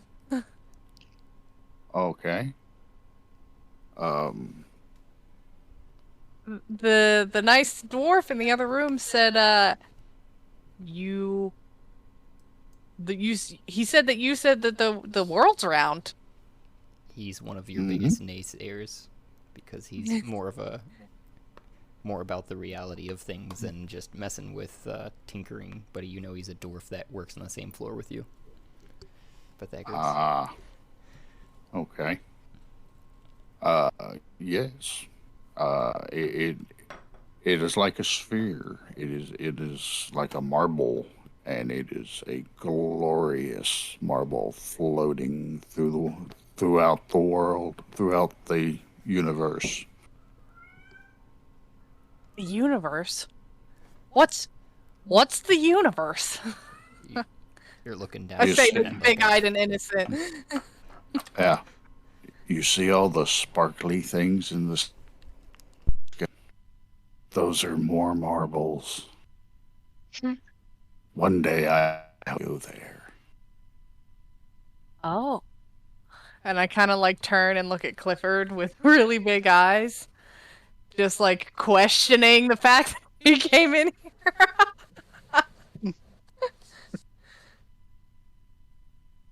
Would you like to try my pipe? Sure. So Clifford's gonna step in and pull Cat to the side, and be like, Pythagoras, that's very, very generous. Very, very nice of you. We appreciate that. I've seen some very nice pipes in my time, and it is an excellent pastime for a nice summer evening. But we just got here, and we're supposed to go take a test. And so I don't know if a pastime is really a good thing to do before we go take this test. I don't know what the test is about. Everybody keeps talking about this goddamn test, though, and we got to go take this test. So Theodore over here with the blue stick, careful with that one. He's supposed to take us to where the test is, but it seems like he's, new at his job, so we stumbled in here. Apologies for interrupting or bothering you, but maybe we should try to go take the test. It seems real important. The headmaster himself told us we should go take it. So, but this pipe will give you all the answers. It will enlighten you more than any professor. I'm sure it will. So Clifford's just gonna take Cat's arm and start pulling him towards the door. Would you mind? I'm sure we'll come back. If we fail, I will totally come back, and the pipe I'm sure will give us all the answers. But before that, I just want to prove myself. I gotta prove to the people in this tower. I got stuff. We're just gonna pull him out the door and yell at Theodore, and we're gonna prove it. We're gonna do it. Yeah. If you go down to your little dice at the chat there, Pythagoras, you can select the different die if you want to roll there, or if you have some that you want to roll in person and just enter it in chat is something that I allow as well, because it's I know people have some really nice sets of die, and I would hate for them to go unused. So I just needed some way for me to be able to see visually what you roll. But if you wanted to roll a persuasion for me, it looks like you have a +3. Okay. Okay, so just roll a d20, Mm-hmm. or is there a perception you click on, or just roll a 20? Yeah, rolling the 20, I think, is what we found works the best inside of Astral. Normally, we would have your character kind of rolled up in D&D Beyond and have it linked to here, but we're doing a one-off tonight, so it's kind of working off the cuff a little bit. But that seems to be the best way, is to roll the d20 just from chat and then add that modifier. Okay, hit the d20 and then hit like the little arrow. Oh, Or, if you hit Yeah, a the... little airplane thing. Yeah. yeah, the little airplane thing. Okay. Oh, that's a nat one. Ouch. Ooh, boy. Yeah, yeah. Well, at least I know with digital dice I roll the exact same.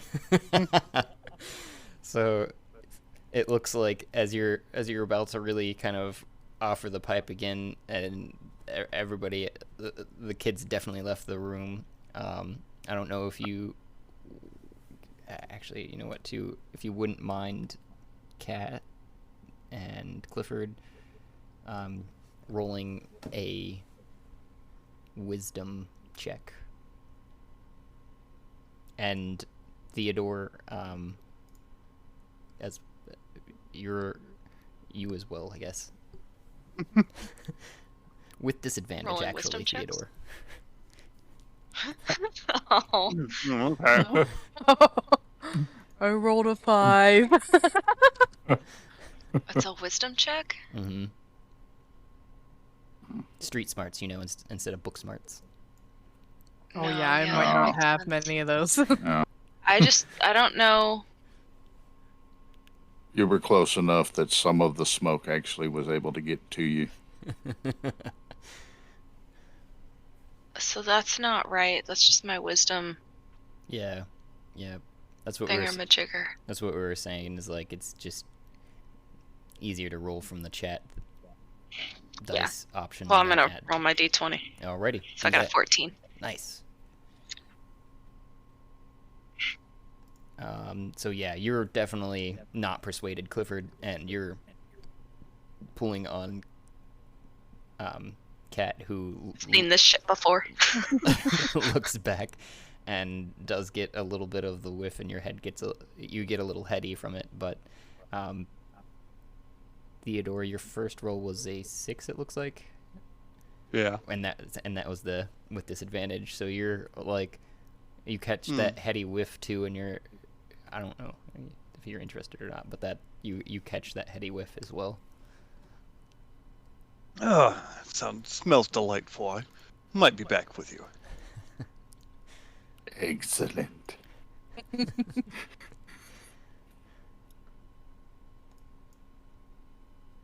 Alright, so am I being successfully drug away Mm-hmm. from the nice pipe?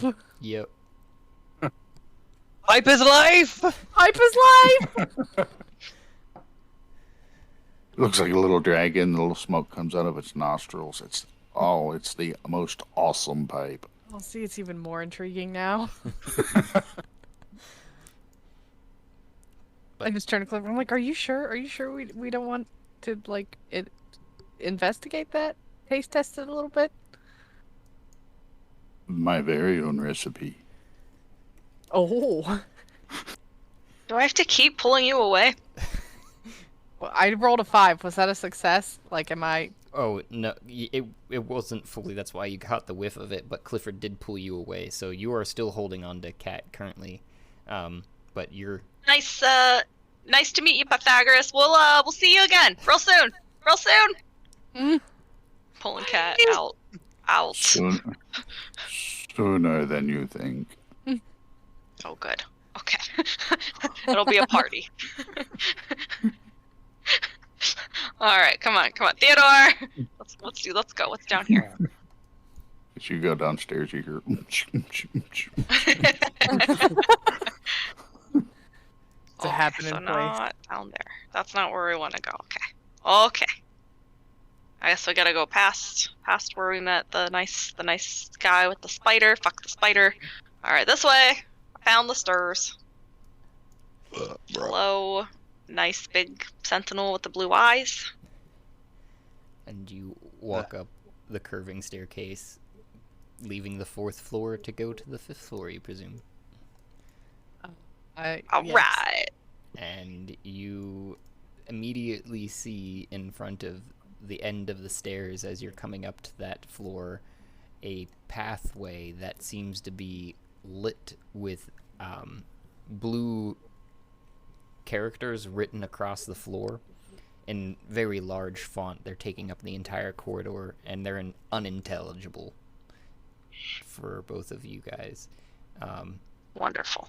And Theodore, you're like, oh, yep, made it to the test. Are these things on the floor mean anything, Theodore? You got any wisdom? This is part of your test, not mine. Wait, Theodore, that don't you doesn't- want you to help us? Yeah, you can help. You let us here. All right, I'll let you in on a little secret. Yes. Lick my stick, and it will show you the way. I look at him so questioningly. It tastes like raspberries. You know, I believe you, but that's your stick, and you've made it very clear that it's yours, and I'm happy to let you have it. I'll find my own later. Persuasion. Okay. 18. Wisdom So- saves. Okay. Oh, damn it! I got a 5. I have 15. I get What if I just run real fast? You look at Cat, and then Clifford, you just reluctantly lean in and close your eyes and touch your tongue to it, and a sour taste spreads through your mouth, but as you open your eyes, the words on the bottom of the on the floor make sense now, and while you're looking at Clifford, Cat, you see that his eyes have dilated to the size of saucer plates. Babe. Oh fuck! Oh fuck! Oh fuck! Oh fuck! All Oh, right. fuck. I'm just gonna look at Clifford and be like, "Your eyes are really big." Your eyes are big. That's Oh, because fuck. you Okay, can so- now see the way. Oh What gosh. does the floor say? The floor. Or what do I think the floor says? You think the floor says, follow the path, and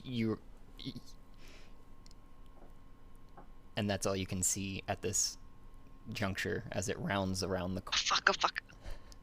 Well, thanks, Theodore. I appreciate it. It's been fun. I'm gonna go take this test, and I run real fast. Good luck. Thanks, Theodore, and I'm gonna try. What? The cat licked a stick, No. but you failed. Did I fail? Mm-mm. Oh yeah, it was 15 What if- versus 18, so Oh, okay. technically, yeah. And you're After watching that, I'm like, okay, and I just lick the stick from like tip to tip. Oh man. We have a professional in the house. and then the path becomes clear to you as well, and as you're both following it around, it says follow the path to your destination, and that's all it says. Of course. And I'm like, okay, and I run too.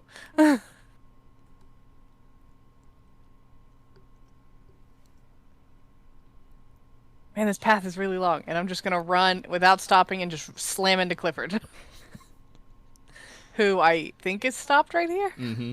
Roll a dex save, Clifford, if you're dodging, if you're not. If I'm dodging, Yeah.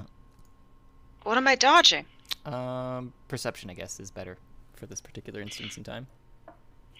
I got an 11.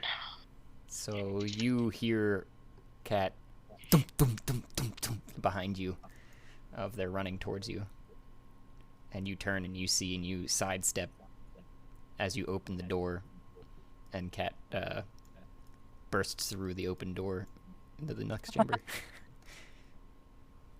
stumbling a bit. And I would say that would where the dex save would come in for you then, Kat. Okay, deck save.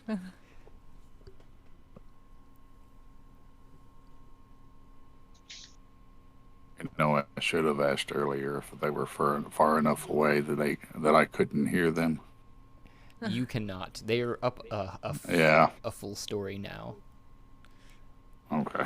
And the way I've been playing it, I know Theodore kind of got that role, but if there was any particular role that you want to play for this evening too, or a character or something else that you wanted to play out, you're welcome to, and I can drop something in and assign it.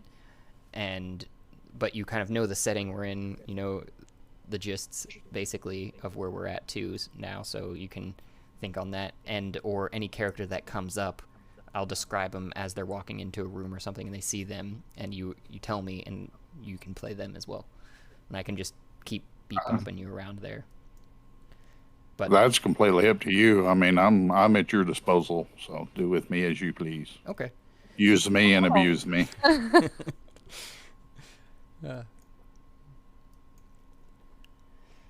Will do. I know that I try to be as open as possible here though too, with what you're comfortable with. So, and I'm a firefighter. You cannot embarrass me or whatever. So. All right. Was it an 11? You said, Kat, or I'm seeing Clifford's. 12. 12. Okay, so you stumble in, but still catch yourself before you fall to the ground and stand back up to see a large sphinx statue in front of you, not moving. It is very obviously stone and poised with glowing blue eyes, similar to the rest of the glowing light blue that's been throughout the tower.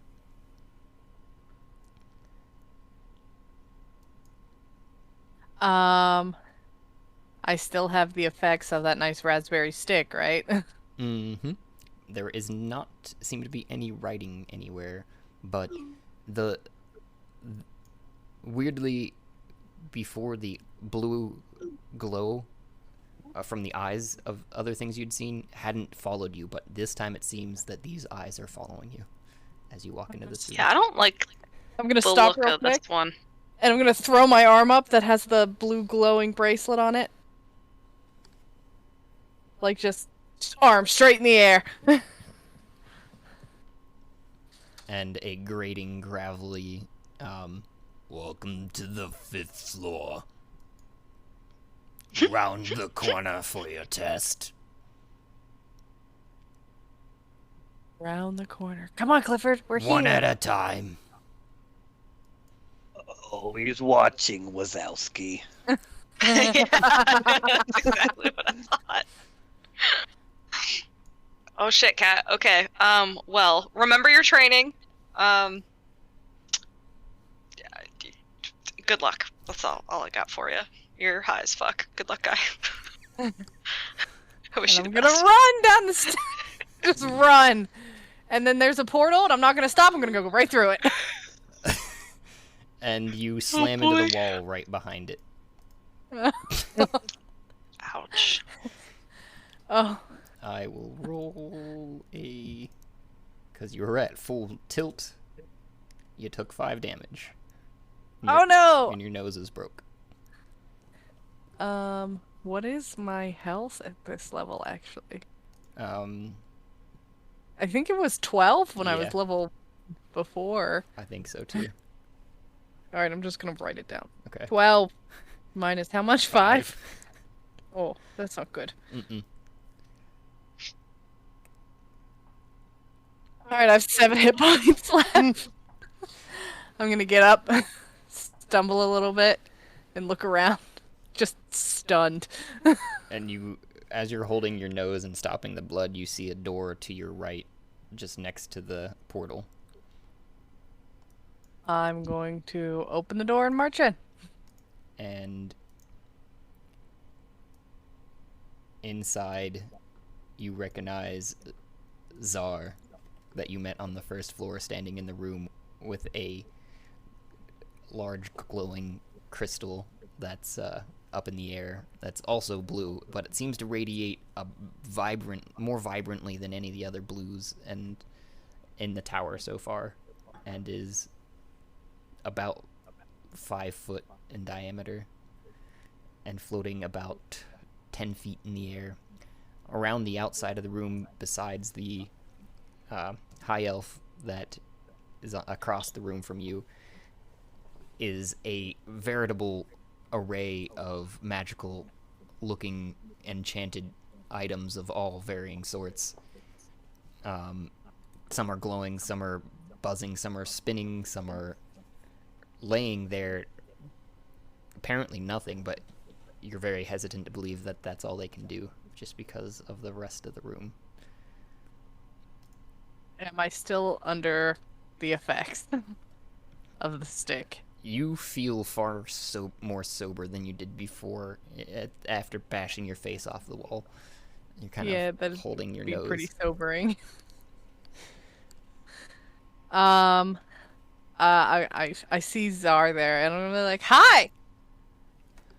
I think we met downstairs. Oh! Unless that was your brother?" Yeah, brother! We'll go with that. You mean Czar, right? Yeah, his name was Czar. Yeah, I'm Czar too. There's a couple of us running around here. I, though, am at the... I think the easiest way to think of us is copies. How's that? I'm one of... you can call me Czar too. Czar... Okay, Czar 2. There's copies? That seems weird to make copies of people. Do you say that out loud, I'm guessing? Yes. Well, if you find that weird, I don't know how you're gonna do here.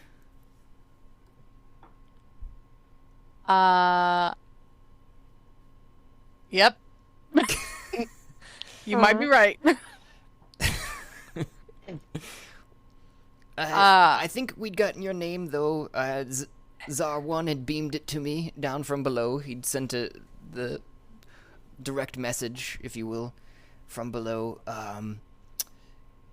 Would you be... and he looks down at his book. Catholis? Catholdus? Catholdus, yes. Catholdus. Apologies. Well, what you're gonna have to do for your test first, he holds up a finger, is you're gonna take the hand that had been granted the object to get through the tower, the bracelet there on your wrist, and place it on this crystal. After you select one of these items, I said one, and walk over to this crystal to touch it while holding said item that you choose. Okay. Got a Pokemon. Oh. One can hope. I'm gonna walk over, kind of really excited about this, to one of the objects that were laying inert, not doing anything. And I'm gonna pick it up without hesitation, and then walk over and put my other hand on the not sphere, but the giant floating orb thing. And you blink, and you are... I gotta go. I gotta blink. There we go. Where'd it go? You realize that you are back down on the level with Wid next to the orb you touched before, and you feel very drained and tired to the point of you're starting to lose consciousness. Oh. Gonna try to stumble to one of these couches. And you fall on the couch with a book in your hand you realize is the object you grabbed, and fall asleep.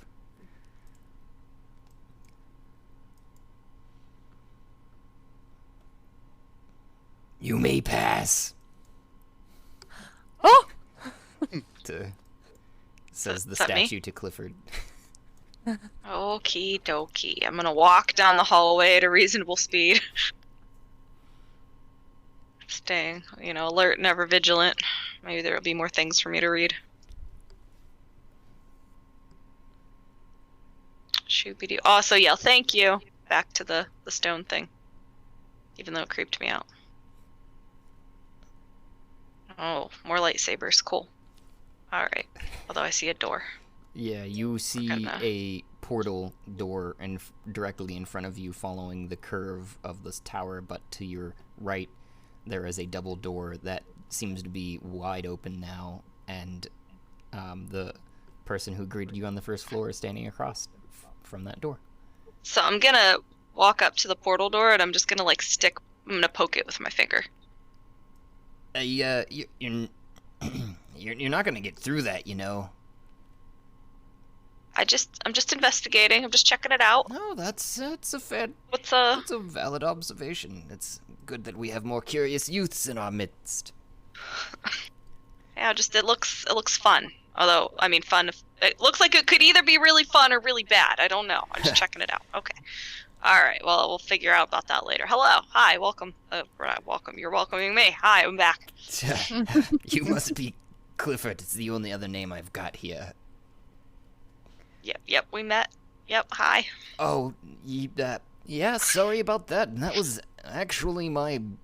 We'll just say twin. I'm Czar 2.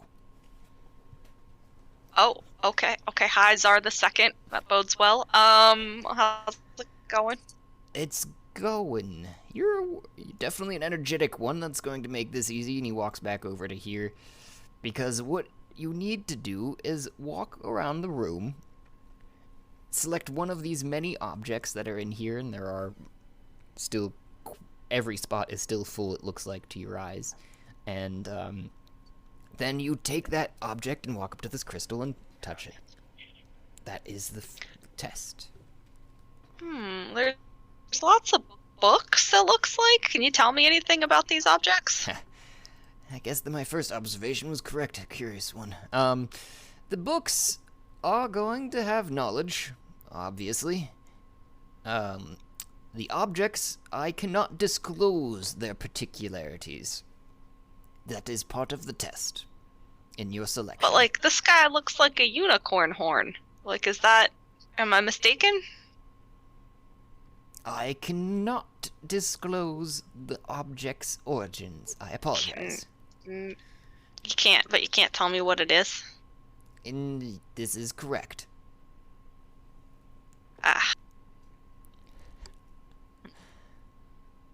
Can neither confirm nor deny. Okay. Resolution on these objects is not very good. So, is this a candle or is this an object? Can I pick that up? Everything here is able to be picked up. Is this a bowl? Or is this a big stone? Is it a rain cake? Perhaps the better questions would be just hats off. You're looking at visibly in front of you, a half sphere of golden amber, it looks like. It does look solid. Oh, that's what that color is in front of you. Gotcha. Because there's a blue one over here. Is that the same thing, but it's blue? This one's amber. Actually more of the blue one that you were looking at is a sphere that it looks like it's made of glass, and then it's wrapped in bands of metal with a point, and at the base it's kind of spread out with a 4 legs that it's sitting on. Ooh. And is this a piece of china? Is it a plate? I'm just I can't really tell what these things. When I zoom in, the resolution's not very good. This looks like a stone tablet. Some of these things, some of these books are open. This looks like it could be artwork. It probably doesn't really matter. I'm just gonna pick up this half sphere golden thing. I can't tell if light's coming from it or not, but it looks fun. It does not appear that light is coming from it per se, but it does catch the light well, to say the least. Cool. Yeah, I'm gonna pick that guy up. Okay. You are mine. And so, you said come over to the blue thing again? Yes, that is correct. What is it with you people in blue? Well, we are at the Tower of,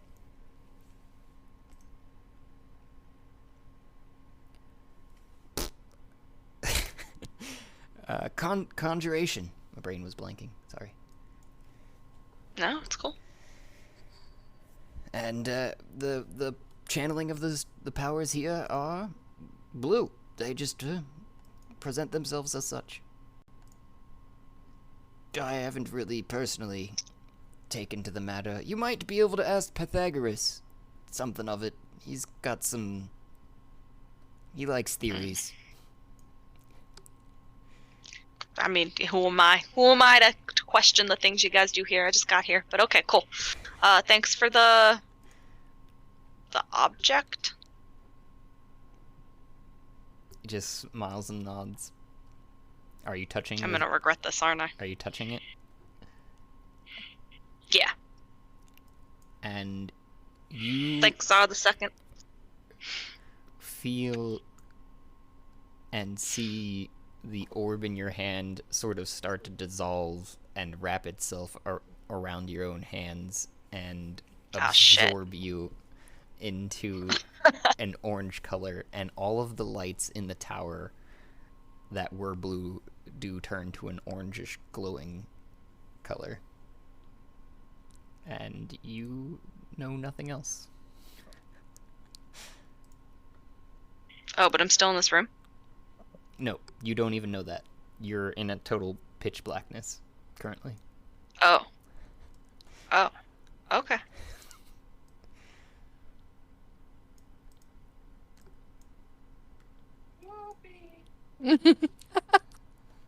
I don't think that came through at all. I only caught a very high-pitched noise. I said spoopy. Yeah, very spoopy. But it was like a ghost, like spoopy. Yeah, it does not like you doing that. It cut you out again. Ah, well. Spoopy. There you Yeah. go. Yeah, it always gets those in for some reason. And the next thing you know, you're in a room, Clifford, with 4 desks that are... Cat, you're still unconscious currently. But I'll go with Wood. Go with Zar, Pythagoras, and Norgan are all sitting around, staring at you as you kind of blink your eyes and come back. And where's Theodore? By the D. Of course you are. Of course you are. Here we are. Oh, did I get Pythagoras in there? No, I need to get... Put Norgan back. In this particular case, yeah. There, grab the right one now. Now all 4 of you, those people, are sitting in a room with Clifford that's sitting on a... You do have the amber sphere in your lap. Half sphere, sorry. Awesome.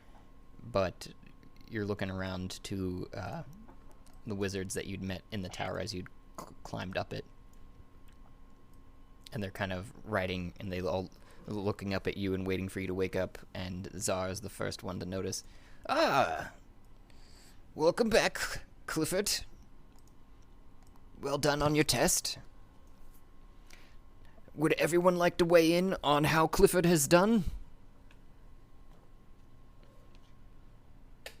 Now, are we prepared? He's kind of looking at Pythagoras for a nod or affirmation. I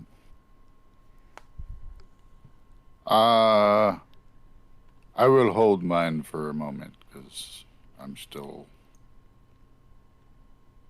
He looks over at Wid, and then Wid is like, yeah, they handled mine pretty well. They drank with only the mild hesitation, so they show courage, in my opinion. Theodore? Zara says. They made it quite far without the temptation of licking the stick. But once the final stage of the trial came, they caved in and tried it.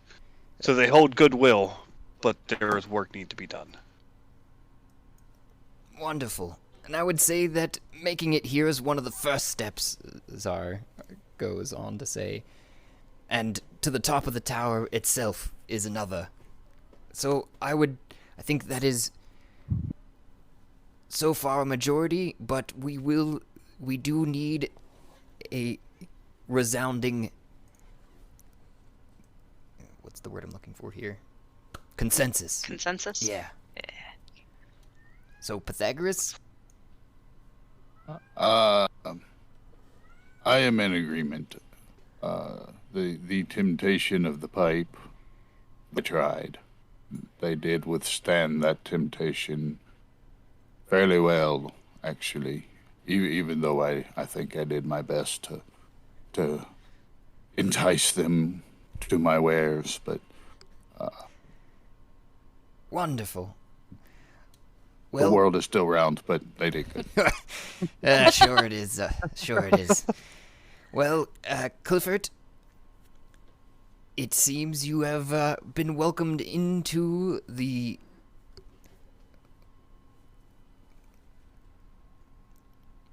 what did I call this? Out loud, you've said the tower, but I don't know if you've called it anything else. I thought of it a while back before we started playing, but it hasn't sunk in yet. You have come part of the Brotherhood of the Coastal Towers of Conjuration. Hell yeah! Here, here. Now just walk through this portal, and you'll be back in the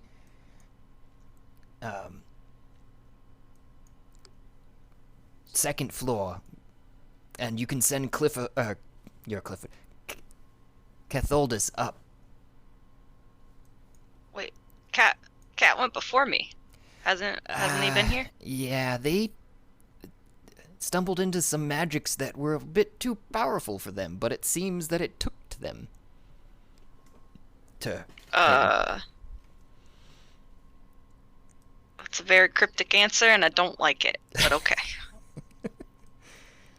Welcome to the tower. I guess this is where I start just doing what I'm told. Gotcha. Through the portal. Bye. Thanks. Thanks.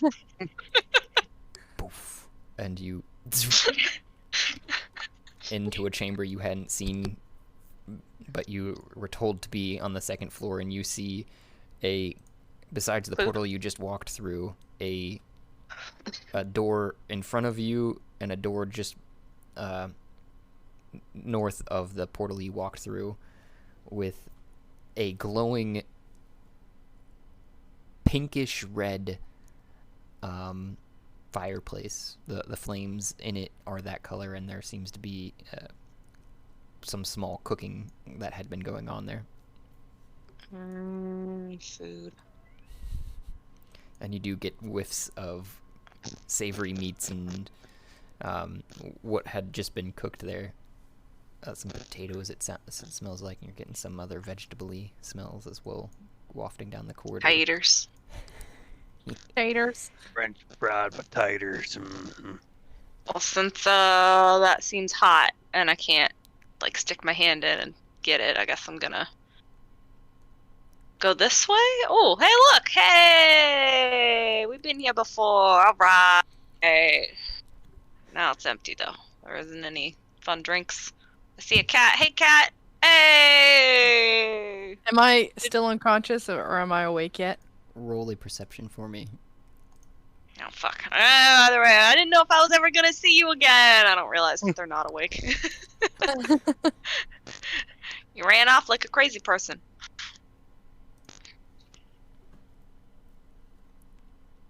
Oh, 21. 21. So you pop up as soon as you hear Clifford's voice and caught all of that. But you're looking at the book in your hands, and you're really unsure of what's gone on in the last time. You kind of vaguely remember coming into this room and falling onto the couch. I'm gonna express like shock, like, oh my goodness, I disappeared and here I am. But I think I was alone. There was nobody in here. There's nobody in here now. What happened? I was told to send you through the portal, so maybe you should just follow me, and I'll point you in the right direction. Okay. Okay, so I know this room's a little deceiving because it smells real good, and I'm real hungry. I don't know about you, I'm real hungry. But you see the blue portal thing there? You just go through that. I Okay. think. I don't know. They said to send you up, and that's how I came out. I hope these are two-way. I hope it's Okay, not a so- one-way street. I attempt to walk through another portal.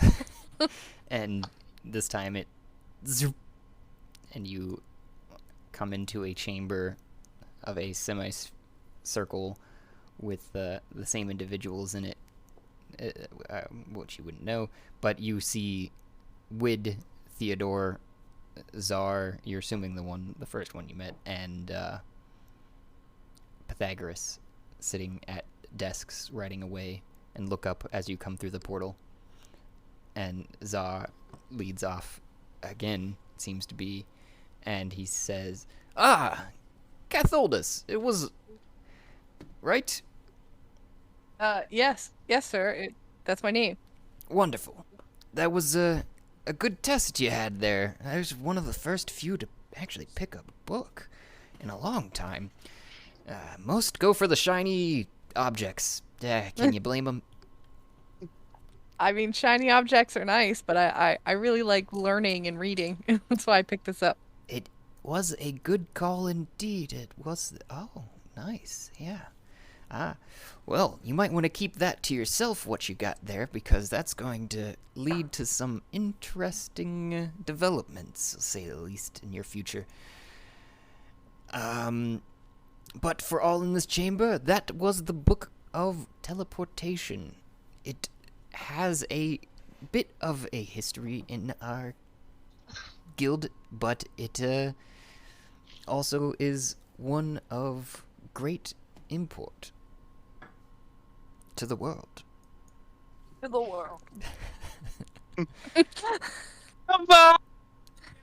So, gentlemen, let's again go through this. I would say Catholdus has done admirably in choosing knowledge as a path forward, as well as still going on with some of their hesitancy as well as their unknowns that will do them good in their learnings here. Wid? Yeah, well, they are, they were a little, too interested in my, concoctions at one point. But I think that may have been at the edgings of Clifford. We'll let it go, yeah. Theodore? Yes, I much appreciate the way that he thought with his mind instead of with his fists. Always thinking of the smoother way out. In resisting the temptations of the pipe and the stick until the persuasion of myself broker him. I would say yes, he passes. Wonderful. It seems it's up to you, Pythagoras, again. But I will question on the knowledge. How do you view the world? The world is a much bigger place than I am, sir. I will accept that answer for now. I am in agreement. It seems we have another ready for the guild. Let's hope they make it past their apprenticeship. Please proceed through the portal, Catholdus, while we discuss what we shall do with you in the future. Thank you. I stutter a little scaredly after that statement and go through the portal.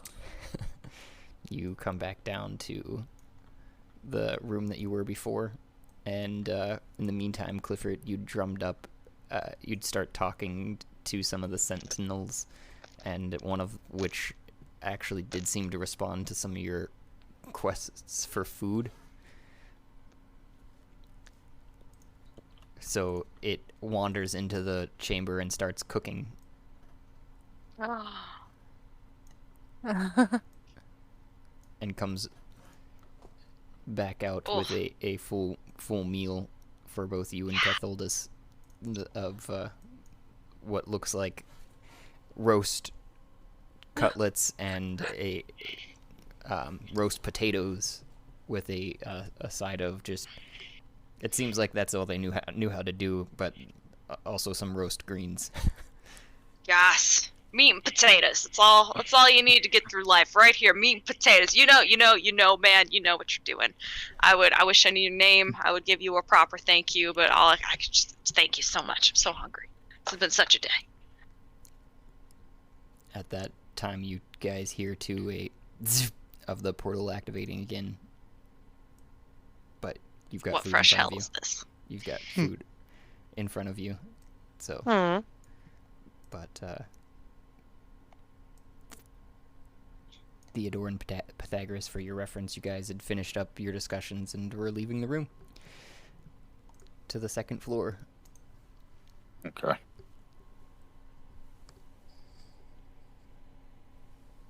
I'm gonna sit down and eat with Clifford, very gluttonously, being exhausted from all that was happening.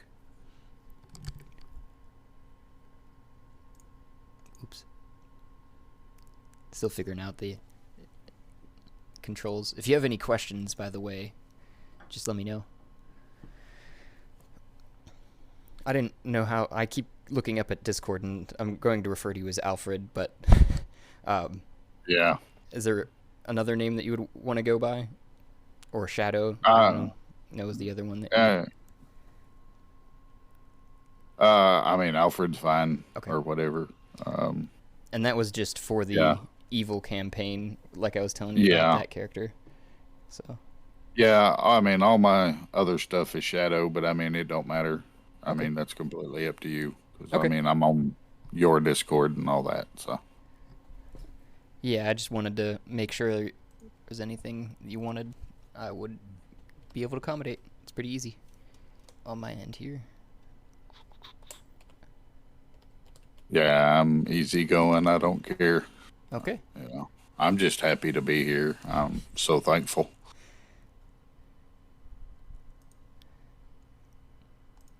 All right, so we all eating at this nice bar, being fed by an iron golem. Nom nom nom nom nom. So I'm gonna look around and be like, so we passed test. So now what?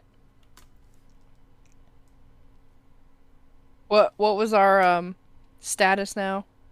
Did you Apprentices. say we were apprentices or students? Apprentices. Okay. Is that a step up or step down from student? I think that's a step up. Yeah, isn't that a step up? Okay. Because you I have don't to know be the a difference. student to learn the trade before you can be apprentice to practice the trade. Right. And I look over and I try to fist bump Cat. I fist bump Clifford. Roll performance. No, I'm just kidding. Nat one, so you punch each other in the face. Makes sense. I mean, we are young children, young-ish. What are we? We 13? just got admitted to be apprentices. Hell yeah! Was on that day, Cat grew his fur short and curly.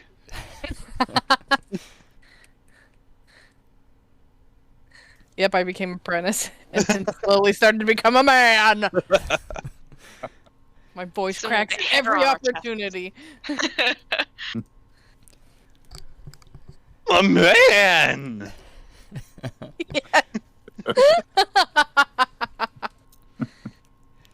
Well, that was about all I had for this one-off. Just so you know, there's Oh, this is wonderful. that was threw it together kind of last minute because we didn't get everybody that could usually happen to be here. If you weren't, Yeah, life tries to get in the way of this game way too much. yeah. but just so I'm sure you've heard some of the episodes and stuff too, Shadow. But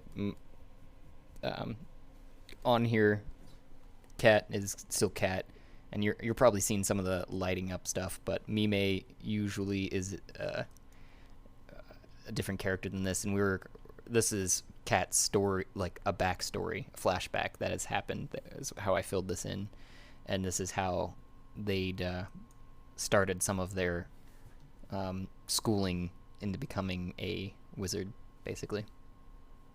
Ah, okay. Very nice. So, are you going to be playing in the good campaign with us normally? The evil campaign. Okay. Yeah. Do you like Yeah, magic tricks? Okay, yeah, so the evil campaign consists of magic tricks, and then the good campaign consists of a chicken. That's not that helpful. Oh, okay. Which is me! Hey, the chicken lays eggs, so I do. Yeah. Very useful That's, eggs. that's always Oh, a good okay. thing. never mind. Yeah, I don't think I'd make the good campaign because it'd usually be about 7:30. I'm Central Time, so it'd be about 7:30 or what? That's 8:30 y'all's time before I get off work. So I don't know that would really benefit y'all. You could just join in and cause chaos. That I can do. Right? I don't know, DM permitting, I'm not trying to hijack Yeah, Josh's. yeah. Hey, no worries. I welcome chaos.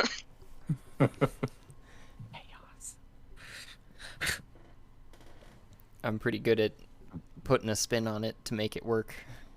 That's kind of my favorite thing to do too. Like tonight, not everyone could be here, so I grabbed a map that I had and threw it together so that you guys could explore it and have a little bit of fun, because this is fun for me too, just playing the characters. I know, Johnny, you'd been able to play a couple of different characters this time around, and I know you don't normally get to do that, but that's I don't know, I find it always enticing. I just find it hard to make up the character on the spot, and for some reason I always go with a junkie. That is his default setting. Yeah. Yeah. Just jumping in's a little tough, but Sometimes I find if you go like this, I think it's there it is. If it loads for me. This is a random character generator, and you can kind of just keep clicking on it until there's something that you like, even with looks like they even give you a full backstory and such to it too, for the most part. Yep. Birthplace, cool. absence, childhood. But I'll share that in the chat. Sometimes I use that for inspiration, or I was doing what you were doing, Johnny, just looking around the room going, T B E C Tacoma. I don't know. Can I ask a question? Do you know what the name of that book was that I picked up? Did it have a title? I see you. I added it to your inventory now, I think. Ooh, okay, thank you. I've just called it so far that it's in your backpack. I've just called it Cat's first book.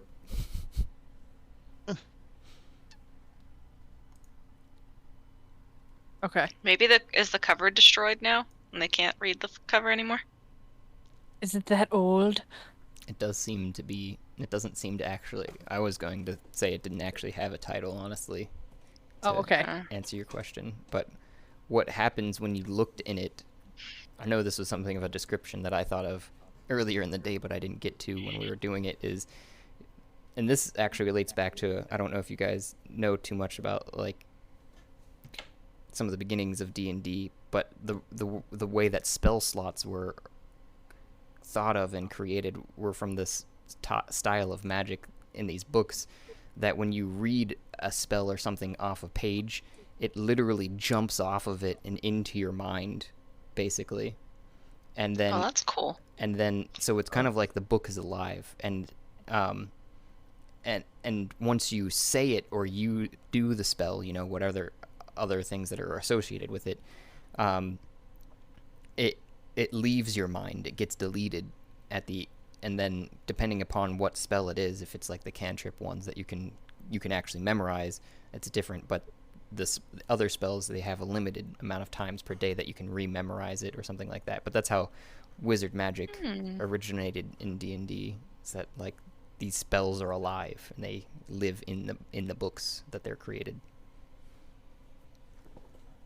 That's cool. That is cool. That lets you so that not everyone in the party can just read it and know it. Exactly. Yeah, if you look at it too, it specifically says wizard class for this particular book, and if anyone outside of a wizard class were to use it, they would just see gobbledygook on a page. I mean, this is actually one of the things I'm running into trouble with our Bombs and Bunkers campaign, is the fact that I'm like, how do I make like items or like, I guess, spells or schematics or blueprints that only one character can read in a world where there's technically not magic but science. You could make it, well, you can make it like scientific shorthands. I don't have much room to talk about that, but Olivia can. Those are like their own I mean, either languages. that or like, I mean, in science, there's a lot of notation that, like, even if you know math or you know, what the words mean, just the way that it's written is gobbledygook. Like, See, that was the thing I was trying to think of. I was like, maybe I could limit certain like blueprints or schematics to certain classes. Yeah. Blueprints and schematics could be like to engineers and mechanics or what have you. People that would have that sort of knowledge base. Yeah, but then like if we have two mechanics in a team, can one just read it and then pass it to the next one and then they both know it? Yeah. I guess it depends what their specialties are. Maybe.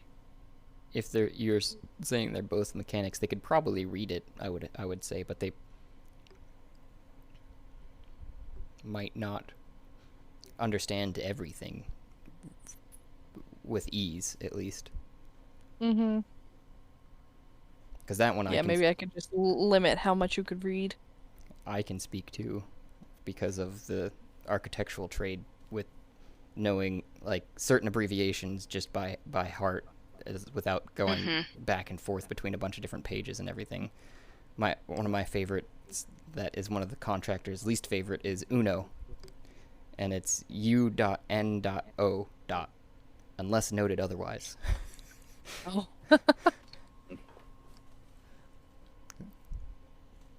And my DM brain goes, yes, because then you could have the one that was intended to get it, read it clearly, and the other one that was not intended to read it gets most of it, but not all of it. So when they try it, it goes kind of awry. So then you have fun in that because, That's a good idea. That's a really good idea. it works perfectly for one and it blows up for the other one, or, has the opposite effect. That's a good idea. I'm stealing that. Yeah, you guys got lucky on drinking that potion earlier, speaking of such, because I just went to a random generated 100 list and rolled a D100. I love those lists. Yeah. Yeah. Yeah, so you got strength instead of a sex change or... Well, as long as it wore off, I think it would be fine, but it would probably be kind of traumatizing for a 13-year-old. Or, maybe not. Yeah. Or Goat's Trek makes the user immune to toils of long travel and bad weather. That would have been so helpful. Yeah, that sounds amazing. Where do I get that? There's a 91 is godly form, improves all stats. I'm gonna have to save this list. Yeah, it sounds like a good one. Oh, and while we were doing this, I was trying to finish that cat's like character sheet in the Google Docs for you. Oh, okay. And I was like, I wonder if there are other pictures of like D&D-esque adventuring chickens. And I just went to Google and typed in D&D chicken art, and some of the stuff that popped up is so cool. And then there are these horrendous creatures. And I'm just like, oh, like a hairless chicken with a tail that bites, and it also doesn't have a beak or a proper head. It's just a mouth in the front, and it's awful. Hmm. Awful. Yeah. Waffles. I'm trying to even picture that one. I think you need to share that. Okay. Okay, I will share it. Oh God, there was a chicken one that was, I think it was 4 or 5 years ago. There was something. God, I can't remember what that was now. Oh, wait, that's the wrong chat. Okay, there we go. I shared it. You're all welcome for this Oh dear. glorious nightmare fuel. That is not a chicken. Right? That's horrible. I'm putting that in my next campaign. Oh God. Oh, what is this? There's like a diagram. Oh, Gotta that's save not. this. That's an alien. That's not a chicken. Yeah, it's coming up with D&D chicken art, and then here's another, I guess, version of it. Does it fly? What is happening? Yeah, I was gonna say, I was looking at it. I'm pretty sure that's the same version. It's just showing you, like, diagrammatically that the things that are pointed upward are like wings, except without. They're like, Yeah, slightly transparent. they're more like bat wings as opposed to feathered Tucks wings. legs up. Yeah. Well, it's about a foot tall. That could be adorable. That'd be an awesome like shoulder parrot. Oh, for a pirate? Ooh. Uh-huh. That'd be really terrifying, actually. That's what it was. The abyssal chicken. Oh, I think I remember something from that. Yeah. Oh, okay, yeah, I clicked on this link. It says the abyssal chicken may be the greatest invention, but I can't take credit for that.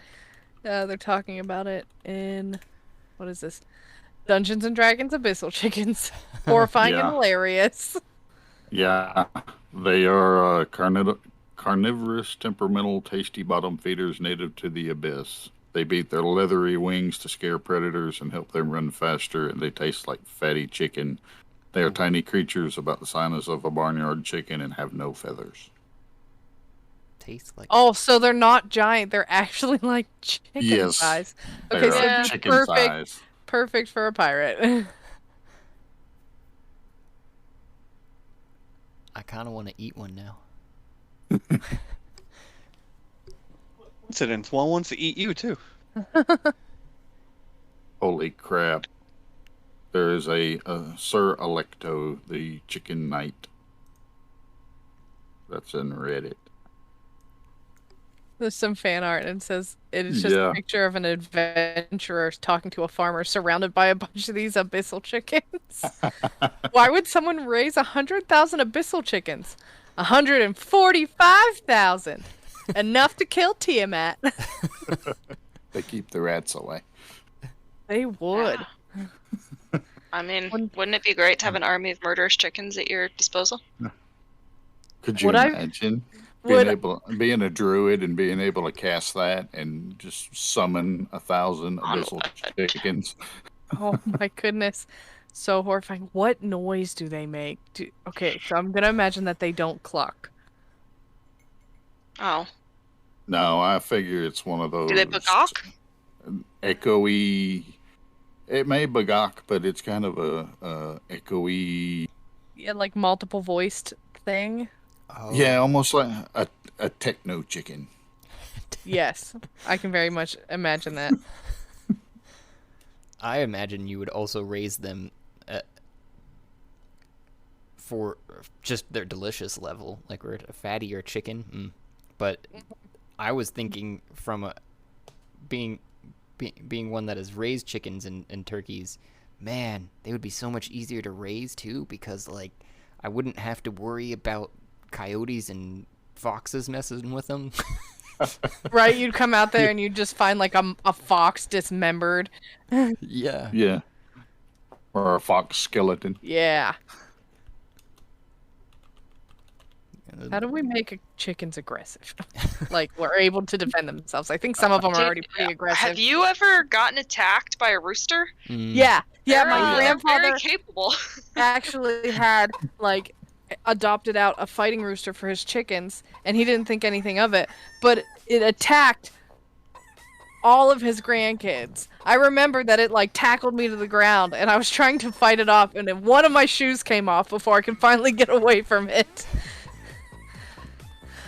I don't remember what the last straw was, but I just remember my papa, he was just like, yeah, fuck this chicken, and then we had chicken for dinner that night. Yeah, they're fucking mean. Yeah. Not nice, Oh. didn't like them. You said techno chicken shadow, and I had to Google it to see if it was already a thing. It's a thing. It's a thing. Oh my goodness.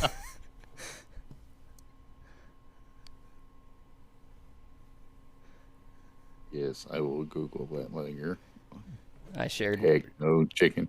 it Oh. in chat actually because I was like, Oh, yes. this has gotta be great. It's pretty great. Love, this will be right up your alley. You already know it? No. I was just making shit up. It's pretty close.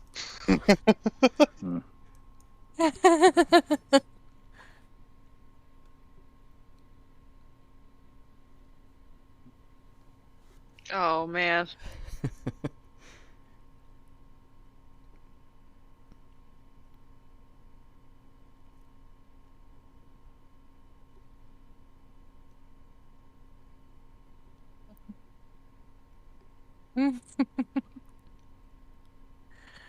We need someone to, like, cast dancing lights and just use me as a distraction the next chance we get.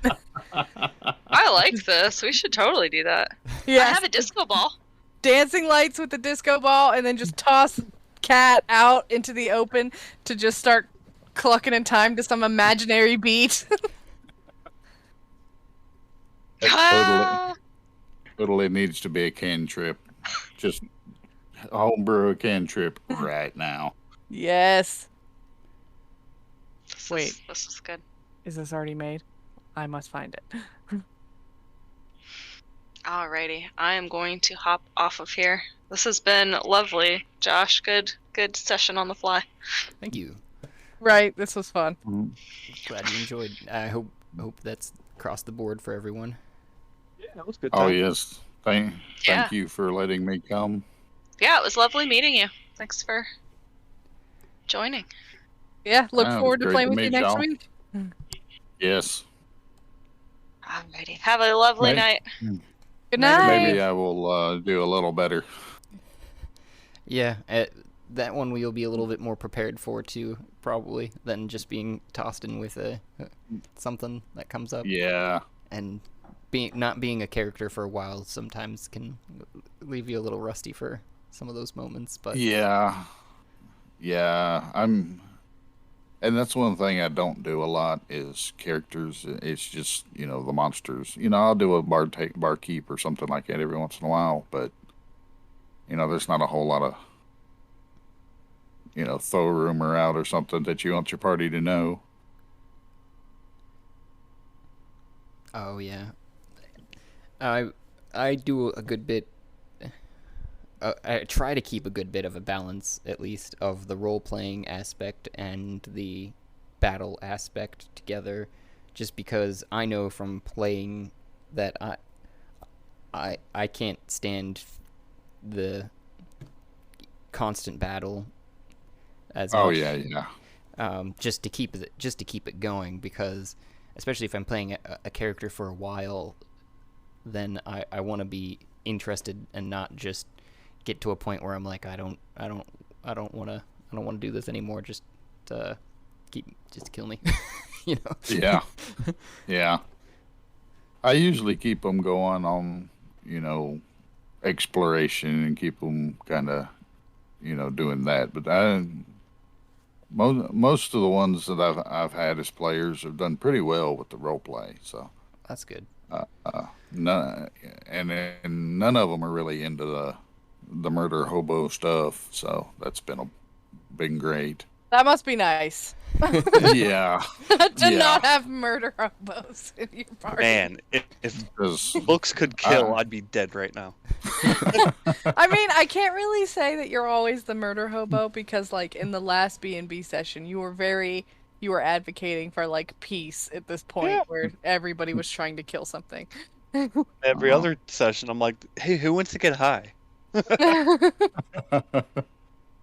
Well, that was my druid I got to play one time. It was his name was Indica Shade. He was the pot dealer. Who's everybody's But, favorite character.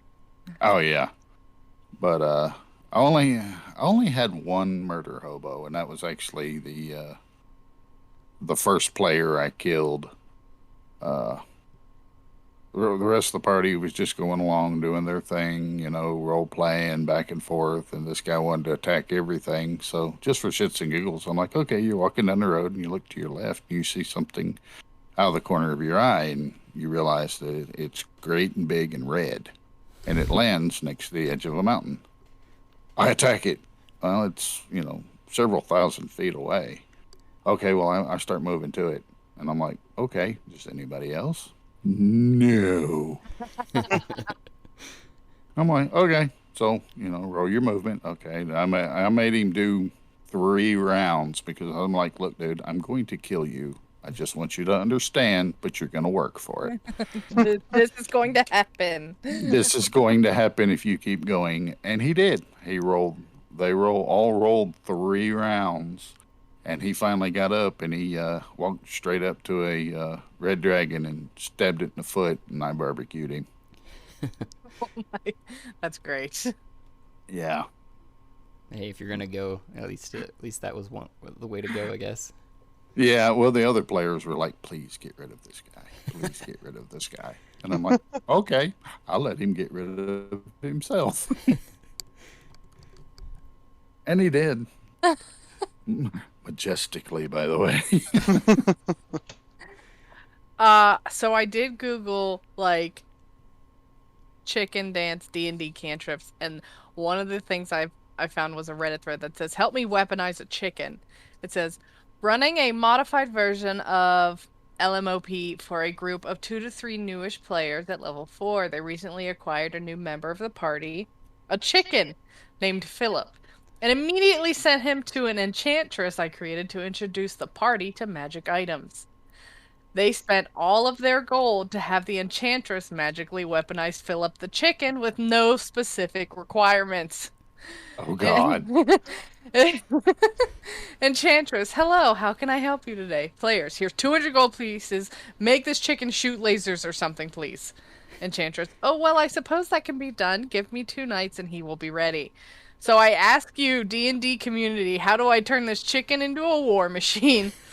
And then there's an edit, because I'm guessing he posted this while they were playing. And it says, "Thanks for all the ideas. The session finished a couple hours ago, and the players loved it. Philip was eaten by a giant constrictor snake within the first 10 minutes, but exploded from the inside of the snake, killing it and showering the players in snake parts. They were devastated until Philip was reborn at dawn the next day. Now knowing Philip reincarnates, the players have thrown him at skeletons, evil wizards, and various forest animals, leaving craters in their wake.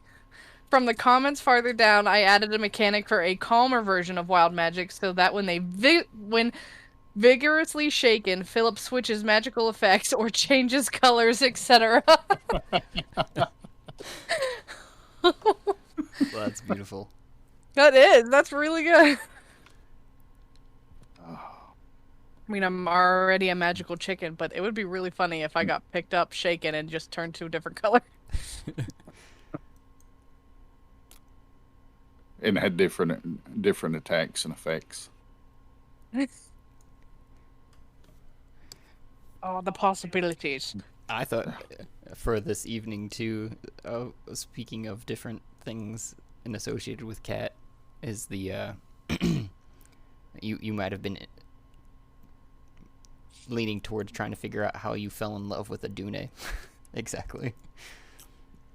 Yeah, I still am quite curious with that. Like, I've just kind of like accepted it. Like, okay, I love the Dune. I don't know why, Maybe because I'm a chicken and I can't feel the love of a woman anymore because they just see a chicken. Yeah. Ah, my God.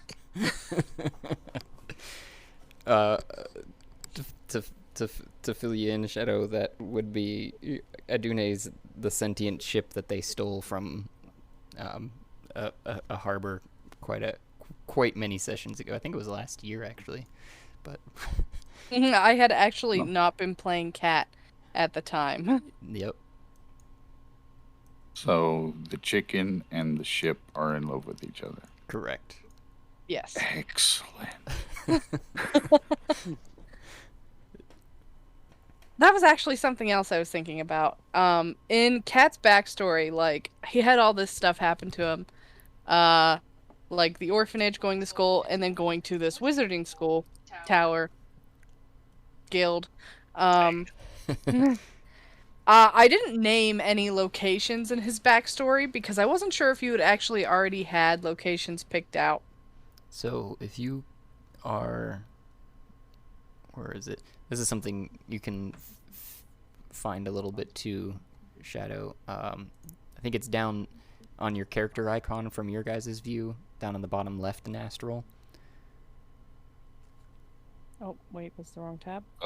Little circle with the picture in it. Mm-hmm. And you click on it, I think, or right click on it, one of the two. You should come up with handouts as an option there. Okay, yeah. And the first one that you guys should probably see is something called Mittelmeer. Might look familiar to you from a meta standpoint. Not sure if it personally. Okay, yeah. I do remember seeing this once before. I think I remember seeing more on it. There is, yeah. Okay. And there's, where is the other one here? That one. Oh, and the very last one, Gargantium. In this particular campaign, if you're looking at the overall map of Mittelmeer, it's Gargantium is just that small little island almost just right of center is where Gargantium is. Island right of center. Okay. Yeah.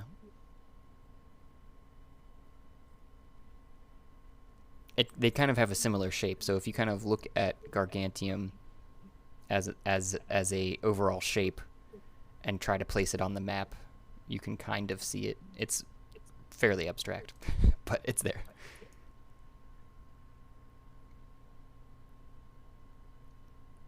Is that making sense? Or Okay, so when we're looking at your map, the blue areas is land or water? water? Okay, so there's a lot more land on this map than water. Correct. Okay. Makes a little more sense now because I was like, so these are the oceans, but are they more like Great Lakes? Question mark. More like seas. Like, Okay. if you're looking at it, does it remind you of anything in real life? This bit over here looks kind of like Australia. And Italy. Well, Australia is not close to Italy, but that is Italy in the middle there. And the rest is kind of, you can see Spain off to the far left. This is like a zoomed in area of the Mediterranean. Okay. Yep, I see it now that you've said it. Kind of been hence why I've been going with metagaming as the original naming of the channel, honestly. But also, in this particular campaign, something you missed is everyone started off in Babylon. Okay. Like the Way over yonder. yeah, and they'd found out that it was like approximate. They've probably all forgotten by this point now, but It's approximately like the 500 BC era of such. But other than that, you can kind of see on the Gargantium thing, Athenia is up just above the center part of Gargant, where she is from. I don't think you got to play in Titty Sprinkles any, which they renamed to that. Nope, I don't remember titty sprinkles. I feel like I would have. Yeah, that happened. It was Tiddlywinks, and they were like Titty Sprinkles. Titty sprinkles. So, and it was just a small little village that they were running away from that tentacle beast that was kind of, you see on the map there too. And all of this is getting developed as we play. That's something to Shadow, just for your reference and for yours, Okay.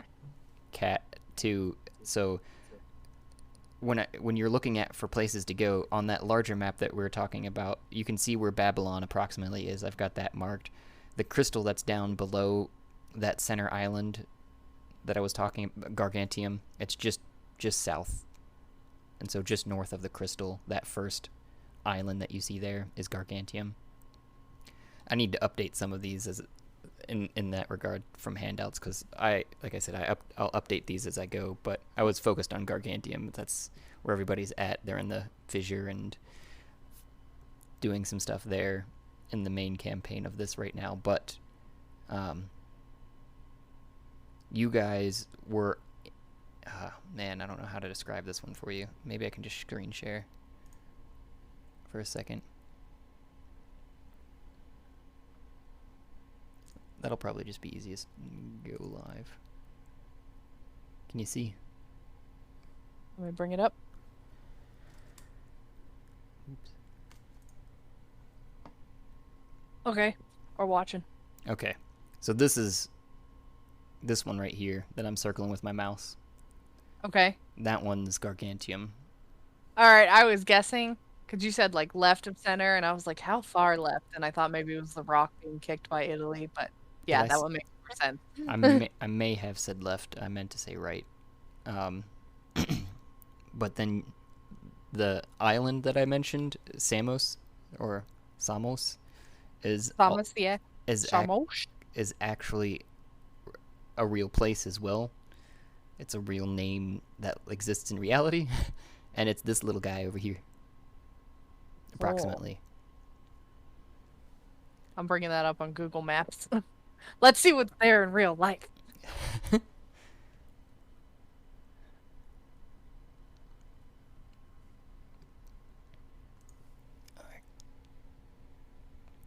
Turn off my screen now, because I just kind of picked something that was somewhat near the area that we were playing, but you literally have free reign for any of your creation too. Also, I could just like name a city and choose A place where. that it's on that map. Yep. Okay. Well, you said we flew across an ocean or a sea. To get there. Mm-hmm. Okay. Well, I guess that means we don't have to be that far. We could have just been like on the mainland. Or you could be down the opposite side of it. Yep. That was my first thought. I was leaving it up to somewhat interpretation, and the only other one that's been mentioned so far, and you can kind of see it on that Gargantium map too, but it's just an arrow at this point because no one knows exactly how far. It was quite a few days, maybe almost a month actually away, is Byzantium.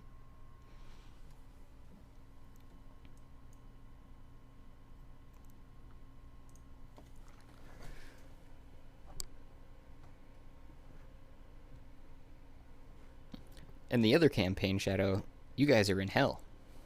Ah. Glorious, glorious hell. And no one knows where they're at. Other than, We're all totally lost.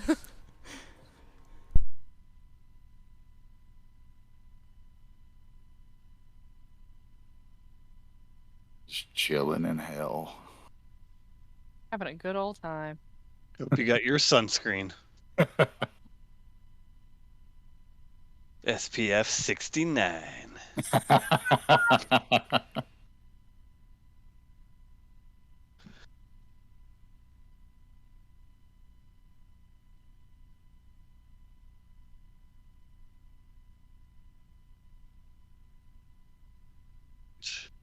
All right, guys, I'm gonna And get off here. I gotta go to bed. I'm not far behind you. hey, sir, Yeah. watch your mouth. That's my wife. Oh, I get it now. That took Yeah, me there it is. so long. Oh, dang. He's like, what did I say? And then I had to actually really think about what I said. I played the whole scene over like 3 times in my head before I was like, oh, I get it now. Sounds like we all need more sleep. Yeah. I've been up since 3:30. Oh my goodness! I definitely think you need some sleep. PM Yeah. or AM? AM. Oh, boy. Yeah. I do not have enough fortitude for that. Nope, nope, nope. Well, It's slowly getting less and less as the years go by. Aw. Well, go get some sleep. Good night, everybody. good night. Good night.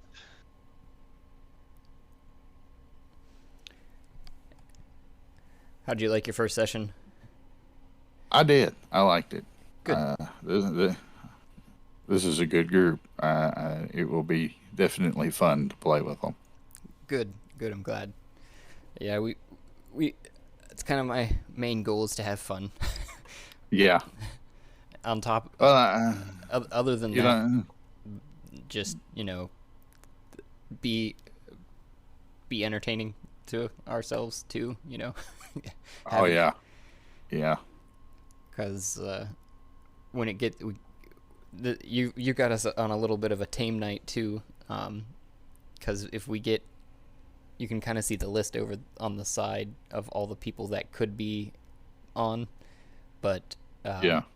sometimes, and you've seen it in D&D Beyond as well. There's a group of about 10 people right now. That's why I was thinking, not necessarily to introduce another character because you weren't sure exactly of your schedule and such too. So I wanted to kind of ease you into it. If you wanted to roll up a character, we'll have to work you in, but that's not a problem either because I don't know if you've caught some of how the characters start on their path to goddom, but basically they spawn in on a giant oversized table and godly voices start talking to them before they are sent on this path to become gods. So it's from getting them to where they need to be. It's never very hard. It's just working your story together and taking the time and whether or not you want to go that route, and if everyone is playing together. Yeah. Yeah. Yeah. I'll see if, kind of see if everybody, likes me for a better lack of better terms, and then we can go from there. All right. Sounds like a plan to me. But yeah, I mean, I'd love to jump in as a player full time, but like I said, we'll baby steps and see how well things go. Absolutely. 'Cause, if it's like, hey, he's annoying, we don't really want him here, I can understand that. I think you've got. I think